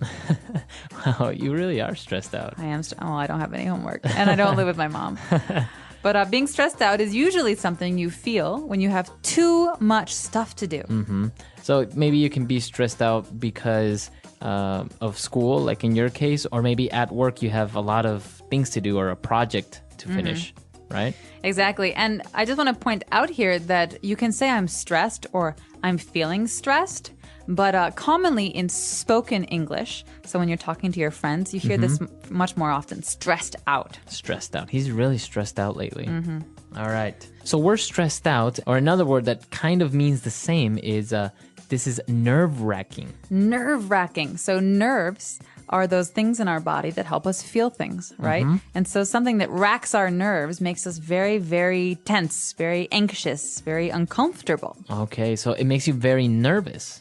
Right. So there are some movies that are nerve-wracking. For example, suspense movies like Hitchcock's movies like Psycho or The Birds. Or like horror, like maybe Saw. Ooh, nerve-wracking. Also, some people think that roller coasters are nerve-wracking. They're very, very anxious when they ride roller coasters. Right. So let's listen to a couple of more examples of in different situations where we can use this phrase nerve-wracking. Example 1. I think being a doctor is one of the most nerve-wracking jobs in the world. Example 2. Skydiving was one of the most nerve-wracking experiences of my life. I almost had a heart attack. Example 3. The final match between Brazil and Italy was incredibly nerve-wracking. And there's another way to describe this feeling. Again, it's a little bit different, but very, very similar. We can say someone is feeling on edge. On edge. So this person was feeling on edge. But what does that mean exactly?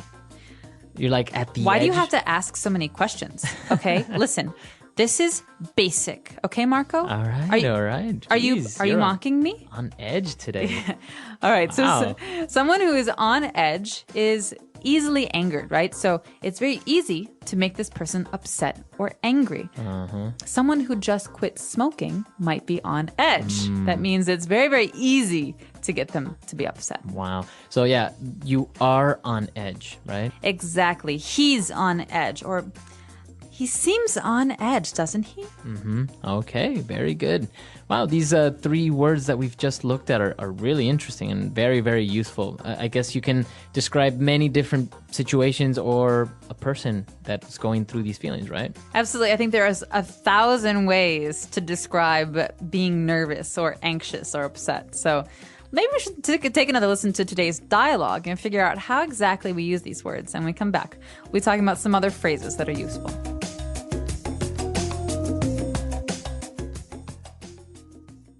Okay, I'll talk to you later. Bye. Carrie, are you okay? You seem a bit down. I just got off the phone with my boyfriend. He's always getting upset and losing his temper over nothing. It's so hard to talk to him at times. Maybe it's just that he's stressed out from working or something. He does have a pretty nerve-wracking job, you know. Yeah, but he's always in a really foul mood. I tried to find out what's bothering him or get him to talk about his day, but he always shuts down and brushes me off. Men are like that, you know. They can feel nervous, anxious, or on edge, and the only way they can express it is by trying to hide it through aggressiveness. I guess you're right. What do you think I should do? He wasn't always this grouchy, you know. Talk to him. Try to cheer him up when he's down, and if that doesn't work, I say get rid of him and get a new one. You are something else, you know that.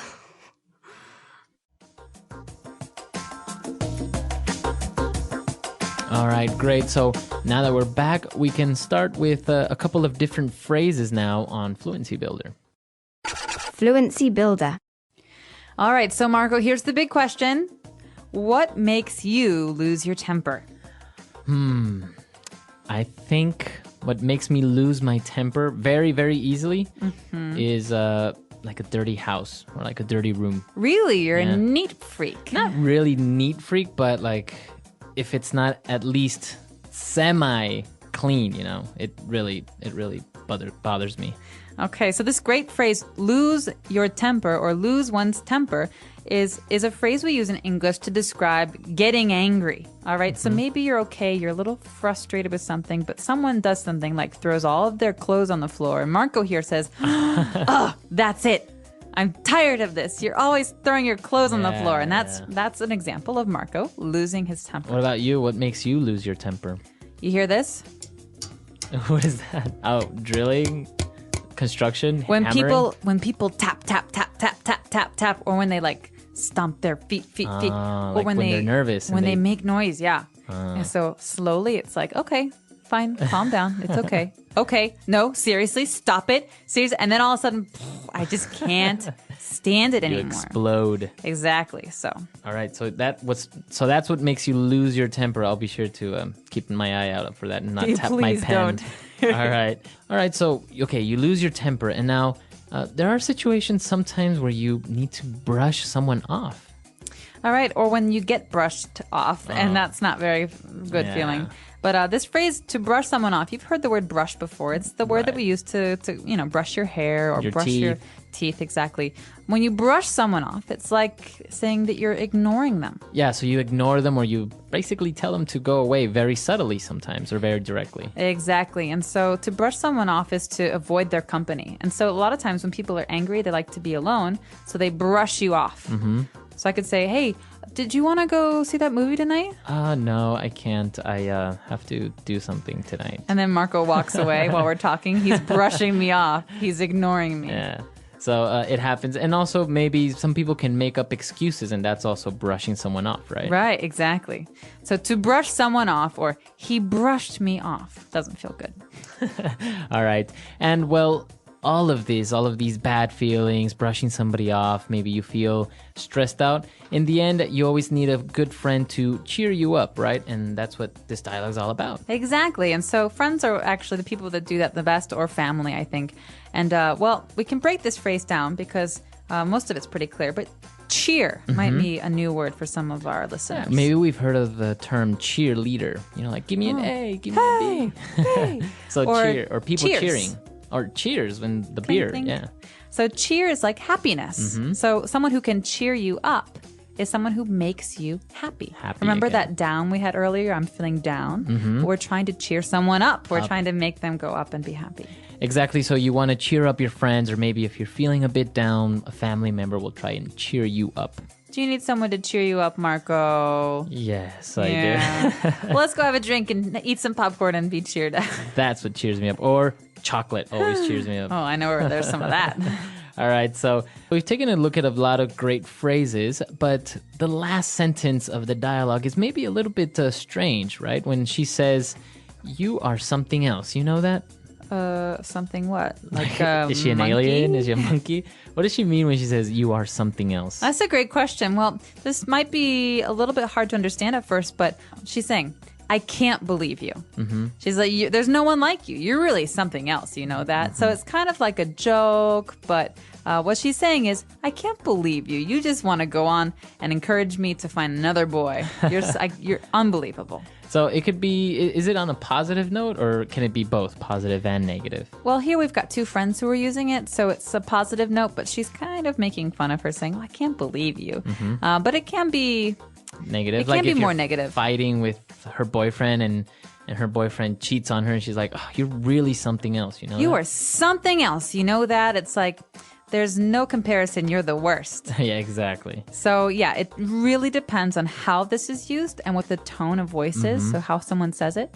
But in this case, I think it's kind of a joke, but it's a positive right. meaning. Very interesting. It's very spoken English, as you say, because all the words that we see there, they're pretty simple, but the context or the connotation, the meaning is very, very different from the actual words, right? Exactly. All right, so let's listen to this dialogue for the last time, and then we'll come back and talk a little bit more.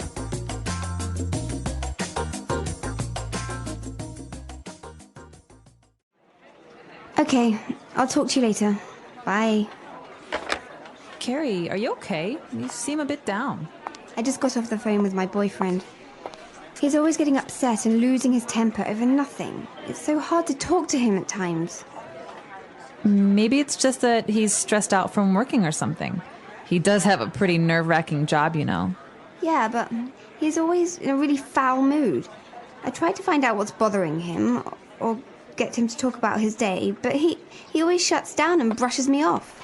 Men are like that, you know. They can feel nervous, anxious, or on edge, and the only way they can express it is by trying to hide it through aggressiveness.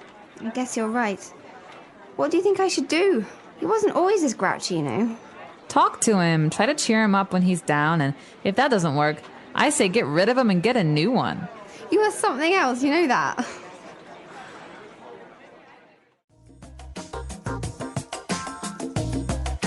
So, Catherine, are you a grouchy person? Are you happy? Do you have a bad temper? Oh, these are, well, very interesting questions, Marco. Thank you for asking. No, the first time, am I grouchy? No, not very. Only before 9 a.m. You're not a morning person. Not a morning person, so I'm very grouchy in the morning. But I'm generally pretty good about losing my temper. It doesn't happen very often. Oh, really? But I do get frustrated with things like tapping or when people eat with their mouth open. Oh, yeah, that's terrible. I hate that as well. Yeah, I can't stand it. Or I really don't like when people bite their nails. Ooh, it's kind of, it also makes me lose my temper. I don't know, it more than makes me lose my temper, it's kind of annoying, right? It is annoying. So what makes you really lose your temper? We say, what makes you blow your top? Think about a volcano. Really grinds my gears. Yeah. I would say the worst is when somebody lies to me, like straight in my face. Like, I know they're lying, I know you're lying, and they still just lie straight at me. I agree. So what's something that really cheers you up? Because we talked about like going out with a friend maybe helps you cheer up. But is there one thing, some kind of remedy? I like to go shopping when I'm feeling a bit sad. Yeah. I mean, I won't buy anything like clothes or anything like that. Usually I'll get maybe something for somebody else or for the house or something like that. It's very strange. Helps you like clear your mind. Yeah, it's just like walking around and spending a little bit of money. I don't know. It's kind of a good remedy. Yeah, I think so. What about you? What cheers you up? I kind of like to organize things. Really? Yeah. So if I'm really angry or really upset about something, I'll alphabetize all of my books. Oh, wow. Yeah, so A to Z.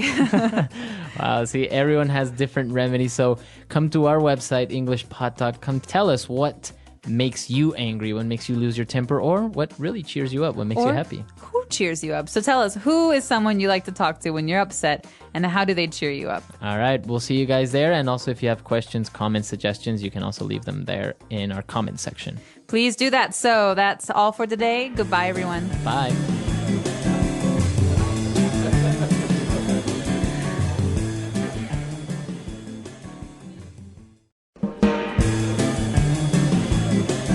Hello, everyone, and welcome back to English Pod. My name is Marco. And my name is Catherine, and we've got a great lesson for you today. What level is this, Marco? This is an elementary lesson, and we're going to be touching one of these medical topics. Today, we're going to talk about chicken pox. Oh, gosh, I hated the chicken pox. They're horrible, and they itch, and you can't do anything about it, and your parents say, don't scratch. Right. So chicken pox is a illness that you get usually as a child. And what happens is you start getting these little red dots all over your body, like little mosquito bites. Exactly. And they come all over your body, like your arms, legs, face. And you can only get this disease once, unless maybe you didn't really get it too seriously. So most people get this when they're children. Exactly. And what makes you very uncomfortable when you get chickenpox, as you said, it's these little red dots. They itch just like mosquito bites, but you can't scratch, because if you do, then your skin gets like marked, right? You have like stains forever, like scars. So it's best not to scratch, and that's what we're going to talk about today. Somebody has the chicken pox. So let's listen to our dialogue for the first time, and then we'll be right back.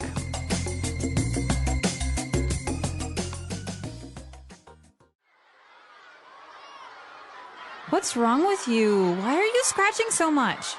I feel itchy. I can't stand it anymore. I think I may be coming down with something. I feel lightheaded and weak. Let me have a look. Whoa, get away from me. What's wrong? I think you have chicken pox. You're contagious. Get away. Don't breathe on me. Maybe it's just a rash or an allergy. We can't be sure until I see a doctor. Well, in the meantime, you're a biohazard. I didn't get it when I was a kid, and I've heard that you can even die if you get it as an adult. Are you serious? You always blow things out of proportion. In any case, I think I'll go take an oatmeal bath. Ew. All right, we're back. So I think this kid does have the chicken pox. Definitely. And, well, he's got a funny solution for it. But before we get there, we've got a lot of great medical words and just basic body words for you in today's language takeaway. Language takeaway. All right, so let's start with our first word.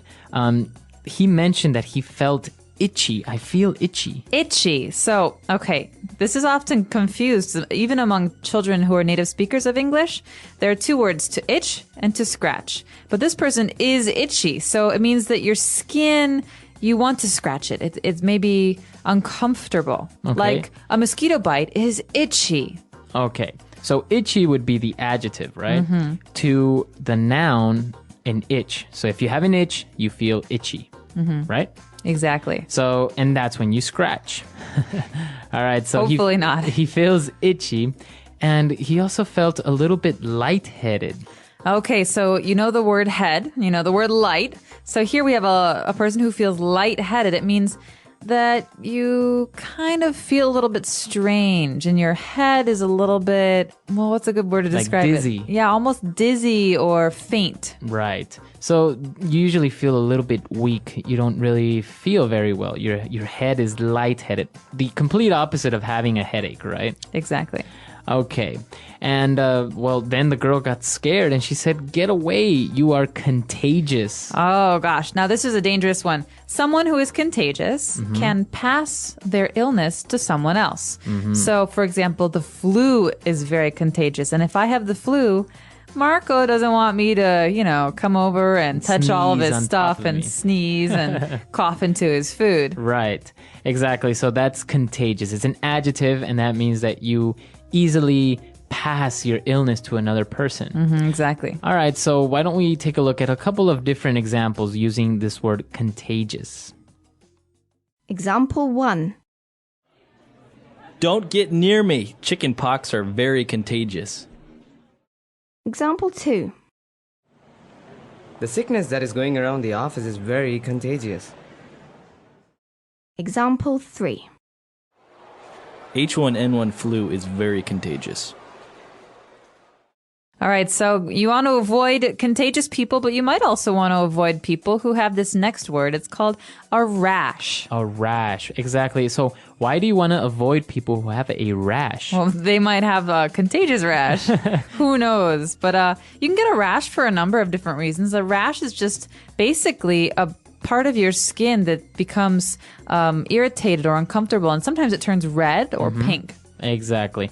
So, as you said, it happens for different reasons. Sometimes you maybe have bad seafood and your skin, and you start to have rashes all over your body.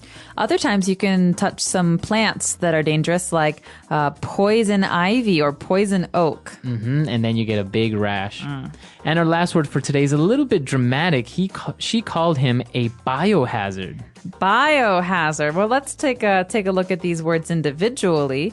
The first word, bio, comes from the word biology. So that's something that is alive. An animal, a plant, or person.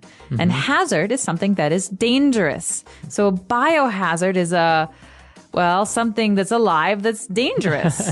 Right. Or that's dangerous towards a living person, right? Or organism. For example, you don't want to be near an area that has a lot of radiation. It's a biohazard.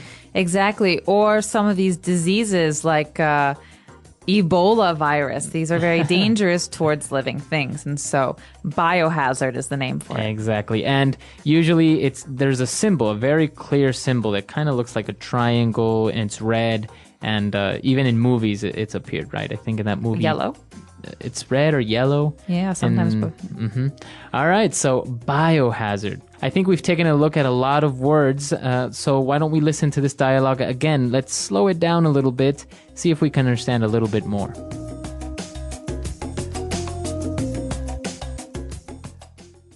What's wrong with you? Why are you scratching so much? I feel itchy. I can't stand it anymore. I think I may be coming down with something. I feel lightheaded and weak. Let me have a look. Whoa. Get away from me. What's wrong? I think you have the chicken pox. You're contagious. Get away. Don't breathe on me. Maybe it's just a rash or an allergy. We can't be sure until I see a doctor. Well, in the meantime, you are a biohazard. I didn't get it when I was a kid, and I've heard that you can even die if you get it as an adult. Are you serious? You always blow things out of proportion. In any case, I think I'll go take an oatmeal bath. Ew. All right, we're back. So now why don't we take a look at Fluency Builder and start taking a look at all these phrases. Fluency Builder. Well, the first one is something that we often say when we're starting to feel ill. This phrase is coming down with. So I could say, I think I'm coming down with a cold, for example. So basically you say, I'm coming down with something. So a cold, or I think I'm coming down with the flu. So you're saying that I think I'm getting ill? Exactly. It means I'm just starting to feel sick. And so you could say, I've had a cold for a week. You wouldn't use the phrase I'm coming down with in this situation. You'd only use it when you're starting to feel sick. Very good. So you could ask your boss, I think I'm coming down with the flu. Can I go home early? Right. And I think this is a very useful phrase. It's very natural to say. So why don't we listen to a couple of other examples? Example 1. Honey, will you take my temperature? I think I'm coming down with something. Example 2. You must be coming down with a cold. Example 3. Tommy came down with the flu. All right, so coming down with the flu, coming down with a cough, etc. All right, what's our next phrase? Well, this one's great. It's a filler phrase. So, in the meantime. In the meantime. So I could say, all right, I'm going to go cook dinner. In the meantime, Marco, can you please clear the table? Okay, so while you are cooking dinner, I am doing something else. I'm cleaning the table. So two things happening at the same time. In the meantime. Very good. So it's a filler, you say? Because usually it follows another phrase. So I'm going to be doing this report for a while. In the meantime, can you just wait here on the sofa, please? Okay. Very good. So in the meantime. So you're connecting two different actions, two different ideas. Exactly. Very good. In the meantime. And what about our last phrase? All right. There are some people who really like to do this, and I might be one of them.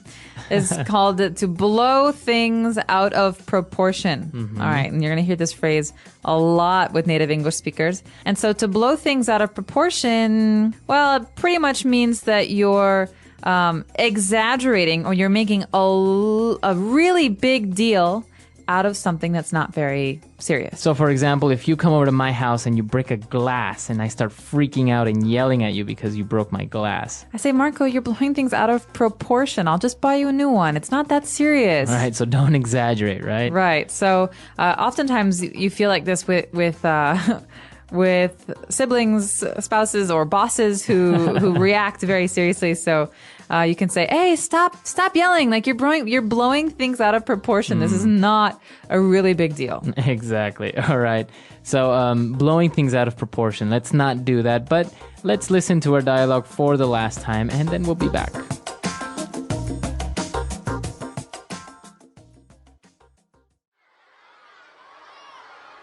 What's wrong with you? Why are you scratching so much? I feel itchy. I can't stand it anymore. I think I may be coming down with something. I feel lightheaded and weak. Let me have a look. Whoa, get away from me. What's wrong? I think you have chicken pox. You're contagious. Get away. Don't breathe on me. Maybe it's just a rash or an allergy. We can't be sure until I see a doctor. Well, in the meantime, you're a biohazard. I didn't get it when I was a kid, and I've heard that you can even die if you get it as an adult. Are you serious? You always blow things out of proportion. In any case, I think I'll go take an oatmeal bath. Ew.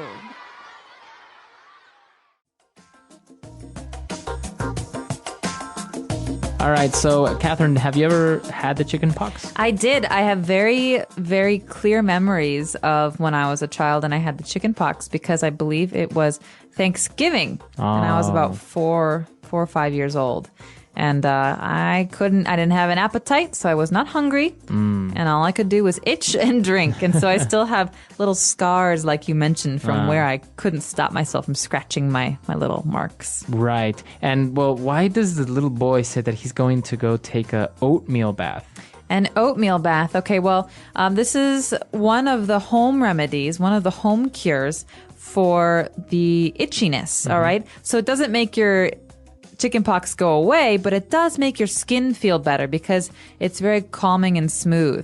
So you can have some creams or some lotions, but other people like to take an oatmeal bath. Right, so then you're not itching anymore. Right, but it's gross because you're sitting in oatmeal. Ugh. It is kind of gross. Have you had the chickenpox? I didn't know.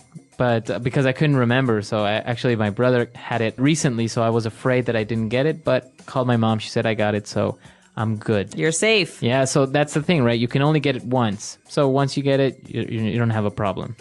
Well, we're curious to know, have you had the chicken pox? And if you did, was it really itchy or were you a lucky one and it wasn't so bad? So let us know on our website, englishpod.com. Right, and if you ever had any other common childhood illnesses like the mumps or the measles, right? You can also tell us about that. So we'll see you guys there, and until next time. Bye, everyone. Bye.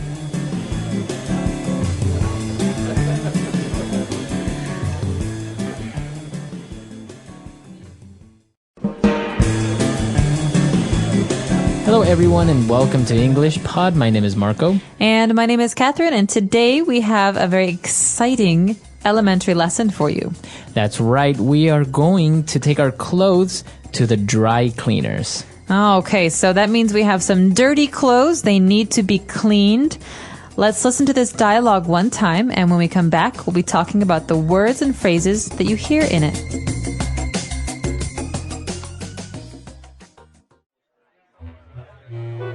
Thank God you were open. I have an emergency. Hello, Mr. Henderson. What can I do for you? I need this dress and this suit dry cleaned ASAP. Okay, I can have it ready by the end of the week. No, you don't understand.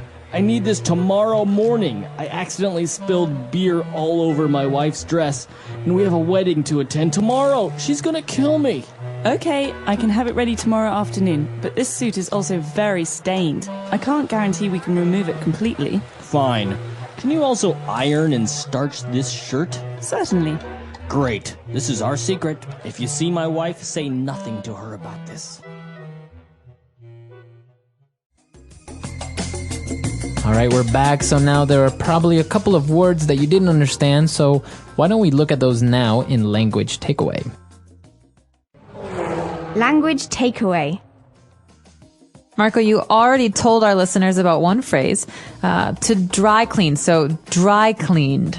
All right, so that's when you take your clothes to a professional who doesn't only wash them, right? You don't just put water and soap on it. They actually put some special chemicals and use special machines to get very hard to remove stains from it. Exactly. And so this is often what we use when we clean coats or fancy shirts and dresses, right, because you don't want to clean those yourself. Right. You can't put those in the washing machine. No. So this is the dry cleaner. That's the name of the place. And the action, what they do is they dry clean clothes. Okay. Very good. All right. Well, I mentioned that we take them to the dry cleaners because we want to remove stains. Okay. So a stain is a mark or some color that does not come off, does not go away.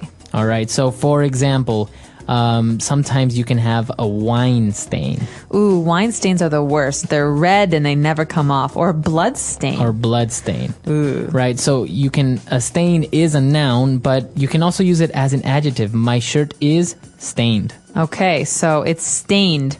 My pants are stained and I can't wear them again. Again, now you can also use it as a verb. I stained my pants. All right. So it's a verb, it's a noun, and an adjective all in one. Easy to remember. Well, there's another word that's, related to this word. We spilled something, okay? So I spilled wine and it stained my shirt. Okay, so to spill.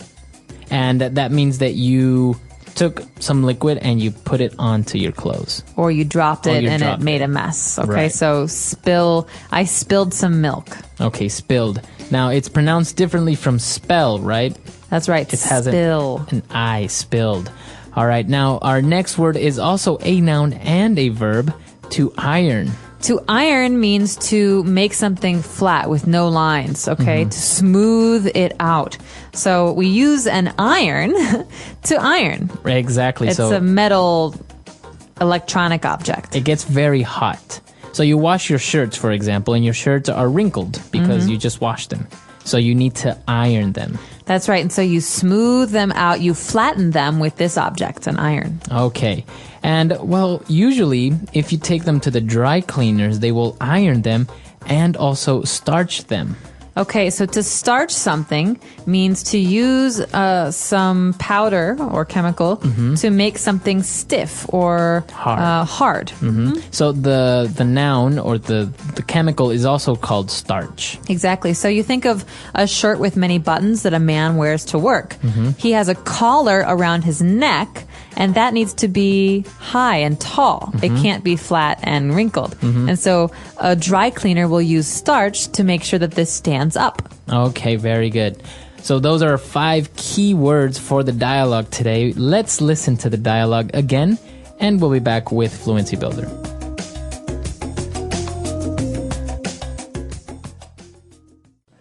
Thank God you were open. I have an emergency. Hello, Mr. Henderson. What can I do for you? I need this dress and this suit dry cleaned ASAP. Okay, I can have it ready by the end of the week. No, you don't understand. I need this tomorrow morning. I accidentally spilled beer all over my wife's dress, and we have a wedding to attend tomorrow. She's gonna kill me. Okay, I can have it ready tomorrow afternoon, but this suit is also very stained. I can't guarantee we can remove it completely. Fine. Can you also iron and starch this shirt? Certainly. Great. This is our secret. If you see my wife, say nothing to her about this. All right, we're back now, so let's take a look at Fluency Builder. Thank God. Thank God. All right, what is this phrase, thank God? Okay, this is a phrase we use in English to say that we're happy about something or that we're relieved, okay? So maybe I'm nervous that the mail isn't going to come today.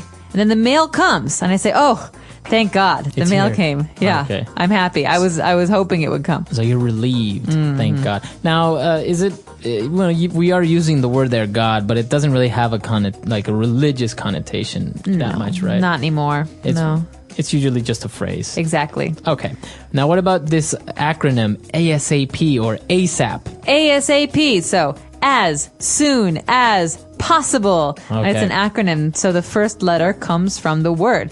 It means as soon as possible, very quickly, right away. You always hear that in an office setting as well. I need those papers ASAP. I need those reports ASAP. Exactly. So you can say it either way, ASAP or ASAP, and it means immediately. Okay. And he said that he needed the suit ASAP, and he said, I can have it ready by the end of the week. Okay, so that might not be fast enough for the client, for the person here who has the stain, but the end of the week is a very, very useful phrase because it means that maybe today's Monday or Tuesday, by Friday or Saturday, we'll have this ready for you. Okay. Because we think of the end of the week as Friday, maybe Thursday, Friday. So I can say the end of the week or the end of the day. Exactly, the end of the month. Or the end of the year. Exactly. So the end of is usually the last time. So Thank goodness it's the end of the week. I'm ready for my weekend. Very good. Okay. So great phrases there as well. Let's listen to the dialogue for the last time.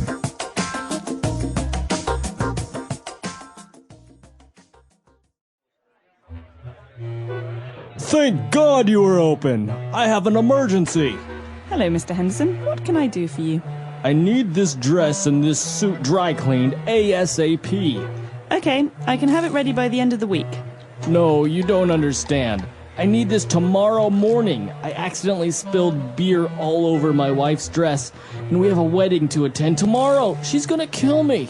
Okay, I can have it ready tomorrow afternoon, but this suit is also very stained. I can't guarantee we can remove it completely. Fine. Can you also iron and starch this shirt? Certainly. Great. This is our secret. If you see my wife, say nothing to her about this.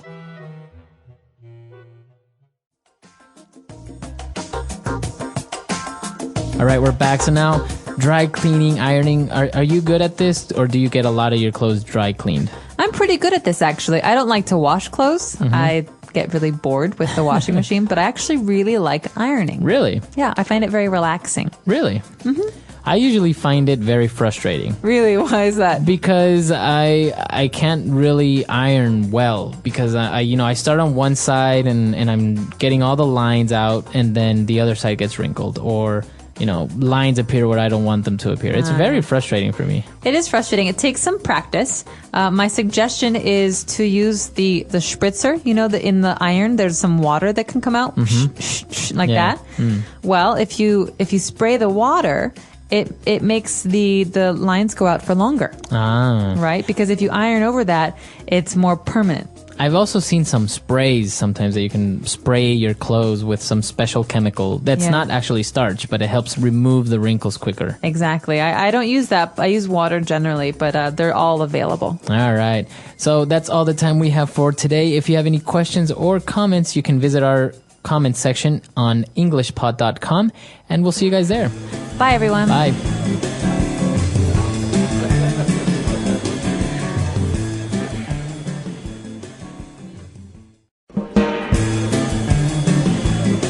Hello, everyone, and welcome back to English Pod. My name is Marco. My name is Catherine, and today Marco and I have an elementary level lesson for you. That's right. It's a new year, and so we have a lesson for you where we are going to make new decisions and have a new opportunity in the new year, right? That's right. So the new year is the time to change parts of your life, maybe. So that's what we're going to talk about today. Let's listen to this dialogue 3 times. And when we come back, we'll be talking about the words and phrases in the dialogue.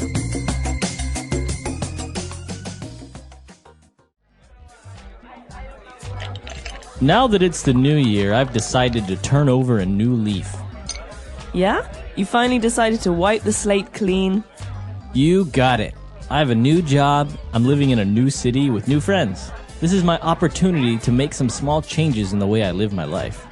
So what are you going to do? Take up an art class or something? Well, first of all, I've decided to stop smoking. It's not that I'm pinching pennies or anything. It's just that I've been smoking since I was 16, and I think it's time to stop. I'm with you on that one. Anything else you're planning on doing? One last thing. I've decided to come out of the closet.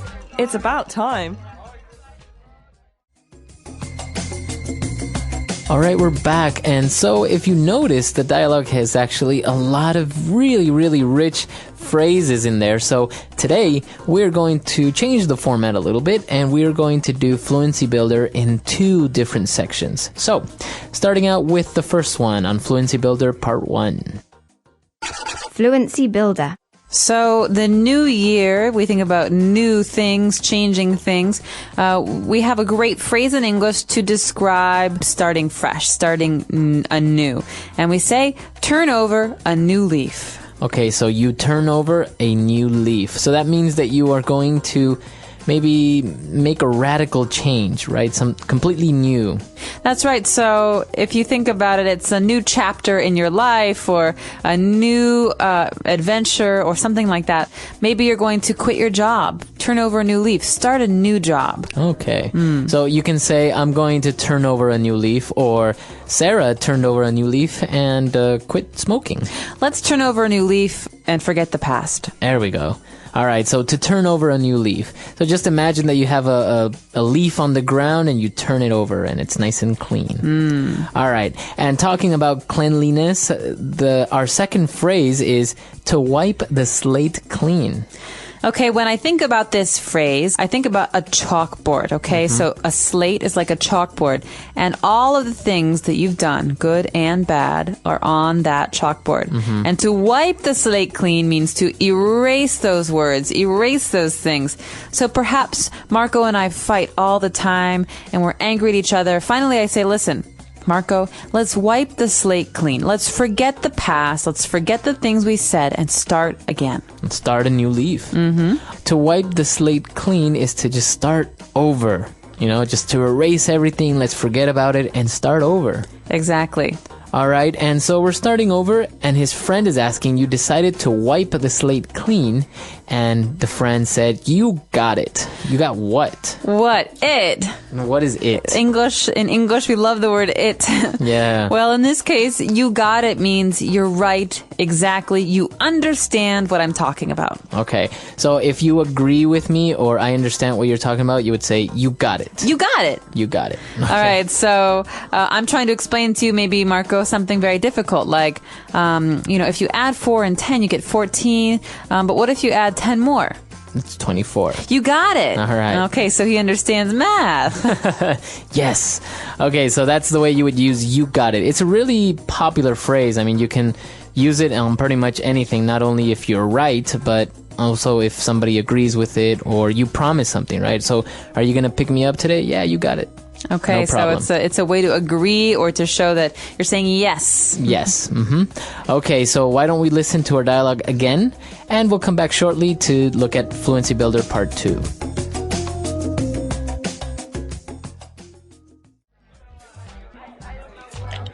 Now that it's the new year, I've decided to turn over a new leaf. Yeah? You finally decided to wipe the slate clean? You got it. I have a new job, I'm living in a new city with new friends. This is my opportunity to make some small changes in the way I live my life.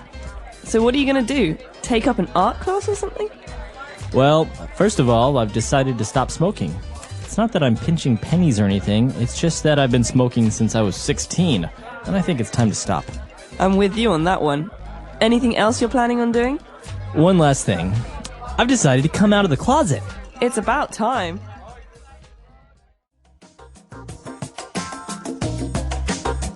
All right, we're back, so now let's continue with our Fluency Builder. And, they kept talking, and the guy mentioned that he's going to stop smoking. But it's not because he is pinching pennies. Oh, pinching. That sounds painful. Right. Okay, pinching is something you do, especially when you're a child. You squeeze the skin. Pinch, and it hurts. So to pinch really is to hold something with 2 fingers. To pinch pennies means to try to spend very, very, very little money. Okay, Right. So if we say, if I say, hey, Marco, you want to go to dinner tonight? There's this really nice Italian place. It's a little expensive, but... Oh, I can't. I'm sorry. I'm really pinching pennies these days because I'm kind of broke. So maybe we'll go somewhere cheaper. Yeah. So actually, pennies are 1 cent. 1 cent coins, right? They're called pennies in the United States. That's right. And it's the smallest kind of money that we have in America. So if you're pinching pennies, if you're saving pennies, it means you really don't have much money. Right, so you're really, really saving. That's right. Okay, so pinching pennies. So he decided to quit smoking, and his friend agreed with him and said, you know what? I'm with you on that one. Okay, so you quit smoking, Marco, and I quit smoking. I'm with you on that one. I think it's a good idea. If I'm with you on that one, it means I agree with you. You're doing the right thing. So you can say, I'm with you on that one, or you can just say, you know what, I'm with you. Do it. I'm with you. I'm with you, I agree, or I'm with you, I support your decision.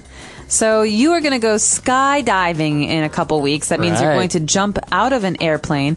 I'm not with you on that one. You don't support my decision. I think it's okay for you, but I would not want to do it personally. All right. Right. So you can do it in that way or just anything. You support somebody's decision. I'm with you. I'm with you on that one.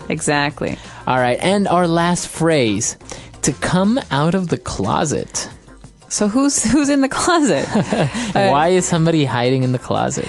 Okay, someone's not really hiding in the closet. This is a phrase we use to describe someone who is gay or lesbian, who has a secret about being a gay or lesbian. So when they come out of the closet, they're telling their friends and family for the first time that this is how they feel. So it's basically a phrase that's kind of a metaphor to say, you know what, I'm going to tell everyone that I am gay or lesbian, right? That's right.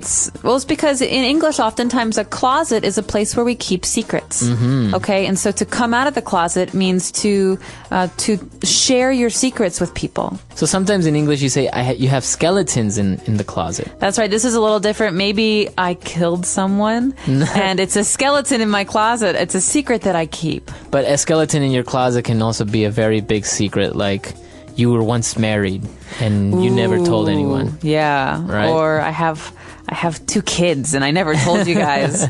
Right. So those were the skeletons in the closet. But in this case, it's to come out of the closet. And that's always related to telling somebody for the first time that you are gay or lesbian.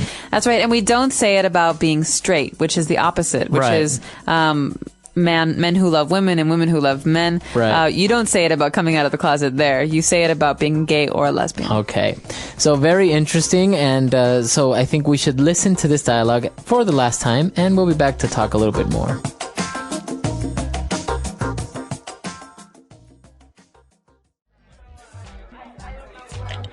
Now that it's the new year, I've decided to turn over a new leaf. Yeah? You finally decided to wipe the slate clean? You got it. I have a new job. I'm living in a new city with new friends. This is my opportunity to make some small changes in the way I live my life. So what are you going to do? Take up an art class or something? Well, first of all, I've decided to stop smoking. It's not that I'm pinching pennies or anything. It's just that I've been smoking since I was 16, and I think it's time to stop. I'm with you on that one. Anything else you're planning on doing? One last thing. I've decided to come out of the closet. It's about time.